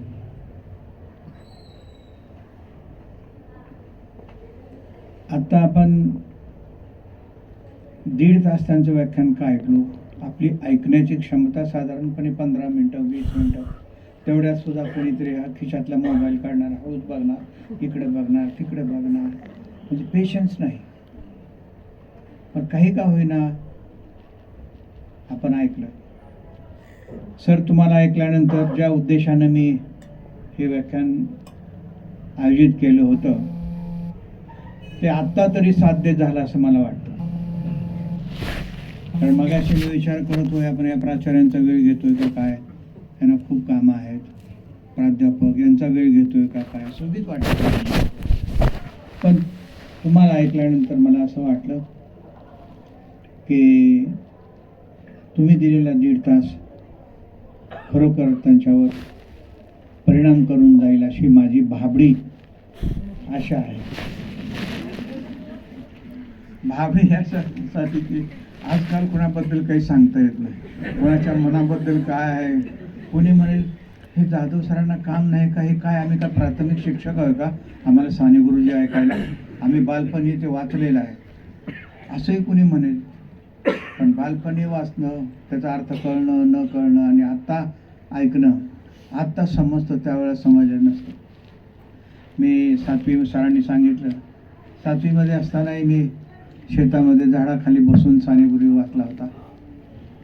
पण ती गरिबी, ती परिस्थिती, त्यावेळेचा अर्थ वेगळा होता माझ्या दृष्टिकोनातून आणि डोळ्यातून पाणी आलेलं होतं. ते मला अजून 1-2दा वाचायचं होतं, पण शाळेने सांगितलं की तू दुसऱ्या दिवशी पुस्तक परत करायचं. परत केलं म्हणजे, पण ते पुस्तक लक्षात राहिलं. पुढे तर त्यावरचा सिनेमा पाहिला, परत पुस्तक वाचलं आणि सर सकाळच्या सप्तरंगमध्ये तुमचे अनेक लेख मी वाचले. ते लेख वेगवेगळे होते, मजुराच्या संदर्भामध्ये होते आणि वेगवेगळ्या घटनावर अवलंबित होते ते, आणि ते खूप टची होते. तर ते वाचल्यानंतर मला असंच वाटायचं की बाबा एकदा आपल्याला बघावं, ऐकावं, या उद्देशाने माझा विचार सुरू होता. आणि मग बोलता बोलता मी आपल्याला तुम्हाला व्हॉट्सअपही केलं, आपण यायचं कबूल केलं आणि नंतर मग प्राध्यापक सेनाईशी बोललो, तर ते माझे मित्र आहेत. मग मी म्हणलं वा ठीक आहे, पण त्या आज आपल्याला या ठिकाणी येणं झालं. आज प्रश्न असे आहेत की तुम्ही जसं म्हणाला तसं अनेक प्रश्न आहेत. आपल्याला आपलेच प्रश्न खूप मोठे वाटत आहेत, ही मोठी अडचण आहे. आपल्याबरोबर इतरांचे प्रश्न खूप मोठे आहेत. आज या संस्थेचं उदाहरण घ्या. माझं म्हणणं एकच असतं, ज्यांनी कोणी ही संस्था स्थापन केली, शंकररावजी चव्हाण साहेबांनी, त्यांचा उद्देश काय होता याचा कधी विचार केला का तुम्ही? ही संस्था का स्थापन झाली, कशी झाली, इथपर्यंत कशी आली, अनेक लोकांनी काय काय योगदान दिलं, आणि तुमचं आयुष्य उभं राहण्यासाठी या संस्थेने मदत केली. आणि आम्ही तुमच्याकडनं त्यांच्या व्याख्यानाच्या माध्यमातून जे तरी अपेक्षा व्यक्त केली, तर तुम्ही स्वतःसाठी तर करायलाच पाहिजे, पण थोडं बहुत जरा समाजाकडे बघायचा प्रयत्न करा. मग मी समाजाकडे नंतर जाऊ. तुम्ही ज्या गावातून आला तिथं तुमचा भाऊ असेल, आई वडील असतील, गाव असेल, तिथं थोडं बघायचा प्रयत्न करा. पण ते आपल्याकडून होत नाही. आपला विचार काय होतो, आणि तुम्ही चांगले लोक आहात, म्हणजे तुमच्याबद्दल काही तक्रार नाही, पण आपलं काय होतं आपण की माझा पगार वाढ झाली नाही, माझं इन्क्रिमेंट झालं नाही, माझं म्हणजे परमनन्सीचं पत्र अजून मिळालेलं नाही, माझं ते पुढची श्रेणी मिळाली नाही. हरकत नाही काय, हे अपेक्षाही काही हरकत नाही. मध्येच एखादा प्राचार्य येतो, म्हणजे तुम्ही चांगले लोक आहात, मध्येच एखादा प्राचार्य लोक येतो आणि मग तो काम करत नाही सर, ते काम करत नाही, म्हणजे सर तुम्हाला नाही म्हणत मी, पण ते सांगितलं मी तुम्हाला, तर हे असं का? मग या संस्थेने तुम्हाला एक चांगली संधी दिली, मग चांगली संधी दिली तर आम्ही मागतोय काय तुमच्याकडनं. तसं अनेक संस्थांमध्ये की लाखो रुपये जे आहेत ते घेतले जातात. आम्ही तर एक पैसाही घेतला नाही. ऑन द कॉन्ट्ररी तुम्हाला चहा पाजून अपॉइंटमेंट ऑर्डर दिल्या. मी काय माझी नाही, पण संस्थेची भूमिका सांगितली. संस्थेचं ब्रीद वाक्य काय आपलं, येथे बहुतांचे हित, वेलफेअर ऑफ मासेस, याचा आम्ही प्रयत्न करतो, त्या वाटेने जातो. मग तुम्ही फक्त थोडीशी मदत करा, करताच आहात पण अधिक चांगल्या पद्धतीनं करा. ती त्या जाणीवा ठेवा, सेन्सिटिव्हिटी ठेवा. आजकाल काय होतं, शिक्षकाला ज्याचा पगार जरा 7व्या वेतनायकाकडे गेला ना, तो म्हणतो आपला पगार 1,10,000, 1,20,000, 1,60,000. बरं, काय चर्चा काय होते, मी इकडे शेती घेतली, त्याला व्याजाने पैसे दिले, मग मी एक फ्लॅट घेतला, झालं. म्हणजे फ्लॅटमध्ये राहतो, लग्न झालं, आता जमलं तर झिपरं कुत्रं ठेवलं, त्याला ओढत फिरलो आणि म्हणलं की झालं बघा माझ्या. म्हणजे आपण वरच्या दर्जात आलो. मागे कोण होतो ते विसरून गेलो आणि आता हे पुढे आलो. तर ते मी एका सोसायटीमध्ये, मला आश्चर्य वाटतं या लोकांचं. तर इथं सांगावं की नाही मला सांग काय, पण त्या बाई कुत्रं घेऊन फिरत असताना तुला इतकं गोड बोलतात त्या कुत्र्याशी, हळू हां, इकडं जाऊ नको, तुला लागेल तिकडं. आणि माणसाशी बोललं तर काय बोलतो, पण त्या माणसाशी त्या बाईला मी बोललेलं बघितलंच नाही. कसं आहे म्हणजे ह्याच्यातून आपल्याला थोडंसं बाहेर पडता येईल का, हा ज्याचा त्याचा प्रश्न आहे तो. तर तुम्हाला मी काही त्यांना नगरहून येऊन बोलावून व्याख्यान तर सहज, तुम्हाला वेळ नाही, मला का त्यांना वेळ नाही, उद्देश वेगळा होता. आम्हाला काय वाटतं, आम्ही आमचं अर्धा आयुष्य इथं दिलं, का दिलं हे चांगलं घडावं, तुमचं आयुष्य चांगलं घडावं, तुमच्या संपर्कात येणाऱ्याचं चांगलं घडावं, विद्यार्थ्यांच्याकडचा दृष्टिकोन तुमचा चांगला असावा. का तुम्ही काय म्हणता, हे युसलेस आहे, त्यांना काय येत नाही, असं म्हणून आपण सोडून देणार का त्यांना. तुम्हाला असंच म्हटलं का कुणी, नाही ना म्हटलं. तुम्ही पण गरिबीतून आला, तुम्ही पण वेगळ्या वातावरणातून इथपर्यंत आलात ना, सेट झालात ना आयुष्यामध्ये. मग दुसऱ्यालाही कोणाला सेट करण्यामध्ये काही प्रयत्न करता येईल का आपल्याला. म्हणजे इथं बिघडलंय म्हणून आपण त्यांना बोलवलेलं नाही आहे. जे आहे ते कसं काय करता येईल, एकमेकांविषयी प्रेम कसं व्यक्त करता येईल. मुलांच्या विषयीचं, मुलींचं त्यांनी सगळं सांगितलं की प्राचार्य काही वेळेला वैतागलेले असतात त्या ॲडमिनिस्ट्रेशनमध्ये, की कुणी इकडं ओढतंय, कुणी तिकडं ओढतंय आणि ते गाडं पुढं ओढायचा प्रयत्न करतात. हे असं आपल्यासारख्या संस्थेमध्ये होऊ नये, हे त्या पाठीमागची धारणा आहे. म्हणजे आपण कुठे आहोत, समजा फर्स्ट क्लासमध्ये आहोत, समजा एक श्रेणीमध्ये, आपल्याला डिस्टिंक्शनमध्ये कसं जाईल, एक्सलन्समध्ये कसं जाता येईल, ही मानसिकता आहे. नसेल तर मग तुम्ही जर समजा तुमच्याकडे सेन्सिटिव्हिटी नसेल, तुम्हाला एकमेकाबद्दल काही वाटत नसेल, तुम्हाला त्या संस्थेविषयी काही वाटत नसेल, तुम्हाला असं वाटत नाही तर मग कुणाला नोकरी देणारच होता ना, मग आम्हाला दिली म्हणून काय बिघडलं, असं नाही आहे. ते लक्षात घ्या, एक संधी आहे आयुष्यात, सगळ्यांना संधी मिळत नाही, लक्षात घ्या. आता आम्ही या संस्थेचं ऋण का व्यक्त करतो, आम्ही आज जे इथं बोलायला तुमच्या समोर आहे, या संस्थेने संधी दिली म्हणून इथपर्यंत. किती काम केल्याला महत्त्व नाही, संधी दिली नसतं तर काय करणार तुम्ही या ठिकाणी. बिनचेहऱ्याची माणसं होतो आम्ही, पण गेली 40 वर्ष रात्रंदिवस काम करून हे कुठेतरी चेहरा थोडासा येतात, मोठा म्हणत नाही, पण कुणीतरी चेहऱ्यात सांगतं की बाबा अमुक हा आहे. तसं तुम्ही व्हावं. सरांनी काही उपक्रम सांगितले, ते सहज सोपे करता येण्यासारखे आहे, ते करता येईल का बघा, ते कॅज्युअली घेऊ नका, लक्षात घ्या. तर मी अधिक वेळ न घेता, खरंच तुम्ही या व्याख्यानाला आलात, मन लावून ऐकलं. घरी गेल्यानंतर जरा थोडंसं गांभीर्याने बसा, मेडिटेशनला बसल्यासारखं एक कागद घ्या आणि हेरम कुलकर्णी सरांनी काय व्याख्यानामध्ये सांगितलं ह्याचं टिपण करा. आणि टिपण केल्यानंतर त्यांनी काही शेवटी सूचना केल्या होत्या, त्या सूचना अंमलात आणायचा प्रयत्न करा. सरांनी जसं त्यांच्या कलिगला हे करायला लावलं, ते आपल्या प्राचार्याने त्यांच्या कलिगला सांगितल्यानंतर किती ऐकतील. म्हणजे सगळे चांगले लोक आहेत त्यामुळे मला अडचण वाटत नाही, पण मी वाचतो पुढे मागं, मग म्हणतील तुम्ही पुस्तक आणून द्या, मग लायब्ररीची अडचण वाढेल, पण काही हरकत नाही. मध्ये तो आता विषय थोडा हे होतो की नॅकमध्ये त्यांनी काही विचारलं की तुम्हाला अमुक अमुक पुस्तकं आहेत का? हो, घेतलेली आहेत ना. वाचतात का? हो. लायब्ररी त्यांची पुस्तकं काढली तर कुणीच वाचलेली नव्हती ती पुस्तकं, घेतली कशाला? आपण लाखो रुपये जर लायब्ररीच्या संदर्भात खर्च करत असेल, तर कुणी जर वाचणार नसेल तर त्याचा फायदा काय हे लक्षात घ्या. मग आपलं चांगलं आहे ना, आपण कुणाला पिळवणूक करत नाही ना. मग आपण जर कुणाला पिळवणूक करत नसेल, सगळं चांगलं असेल, तर अधिक उत्तम होण्यासाठी आपल्याला काय करता येईल हे पाठीमागची संस्थेची भूमिका आहे, लक्षात घ्या. तुम्ही मोठं व्हावं, आयुष्यात तुमचं कल्याण व्हावं, याच्यासाठी तर आपले सगळे प्रयत्न आहेत ना.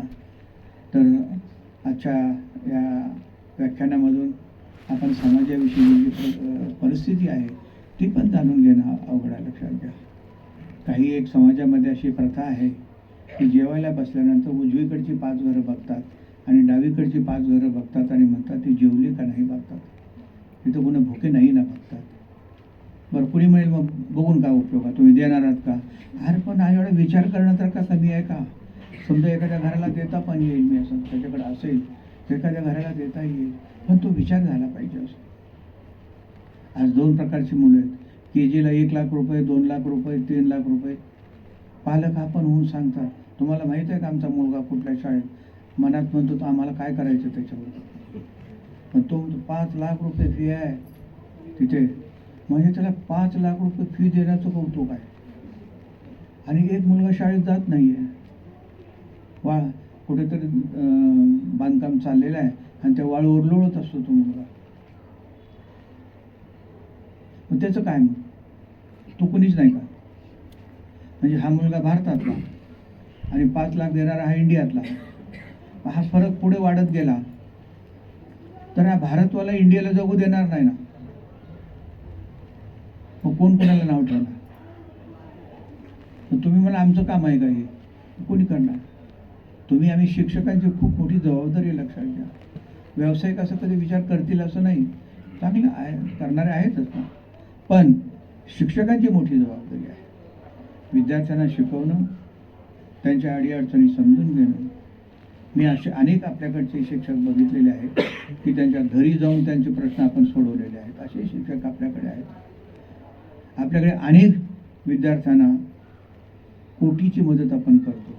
कुठलाही विद्यार्थी फी नाही म्हणून त्याचं शिक्षण राहणार नाही, जबाबदारी आपली संस्था घेते. पण ही जाणीव कुठे करण्यात आहे? इथे सरांचं ऐकत असताना फार तल्लीन होऊन ऐकत होते काही लोक, म्हणजे अगदी मेडिटेशनमध्ये गेले होते. मी मेडिटेशन म्हणतो, झोप असली तरी मेडिटेशन, मी त्याला वेगळा अर्थ काढतो मेडिटेशनचा. पण आपण ह्याचा जरूर विचार करा आणि मग पुढे ज्या वेळेला गप्पा मारू आपण कधी, त्यावेळेला कुलकर्णी सरांचं किती आपल्यावर प्रभाव पडला हे कळेल. कुलकर्णी सर, या निमित्ताने तुम्हाला विनंती करतो, तुम्ही आता नुकतेच व्हॉलंटरी रिटायरमेंट घेतलेली आहे, कदाचित पुण्यात अजूनमधून येते असाल, तर आता पाहुणे पण तुमचं संपलं, पण तुम्ही पाहुणे न राहता आमच्याशी कसे जोडले जाल याचा जरा काही आपल्याला प्रयत्न करता आला तर करूया. ते कसं जोडले पण हे करायचं तो नंतरचा विषय आहे. पण तुमच्यासारखी माणसं या समाजामध्ये खूप कमी आहेत. आपलाच विचार करणारी माणसं आहेत, आपलाच प्रश्न जागतिक आहे असा विचार करणारी माणसं आहेत. इतरांचं भलं व्हावं, इतरांच्यासाठी काही करावं, ही माणसं दुरावत चाललेली आहेत. नाहीच असं नाही, पण त्याचं प्रमाण फार कमी आहे. त्यामुळं मी तुम्हाला विनंती करेन की आमच्या संस्थेशी येन प्रकारे जेव्हा पुण्यात याल तेव्हा आपली संस्था आहे म्हणून येत राहा, ही सगळ्यांच्या वतीने विनंती करतो आणि थांबतो.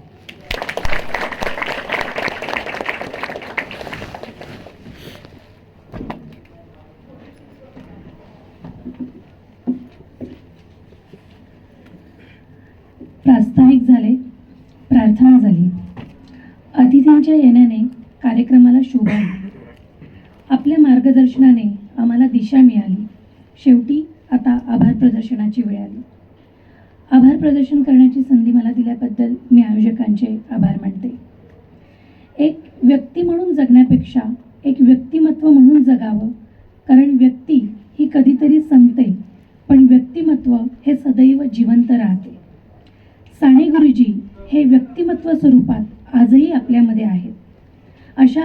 ह्या थोर व्यक्तिमत्वाला आज आपल्यासमोर ठेवणारे तितक्याच तोलामोलाचे श्री हेरंब कुलकर्णी सर आज आपल्याला वक्ते म्हणून लाभले आहेत.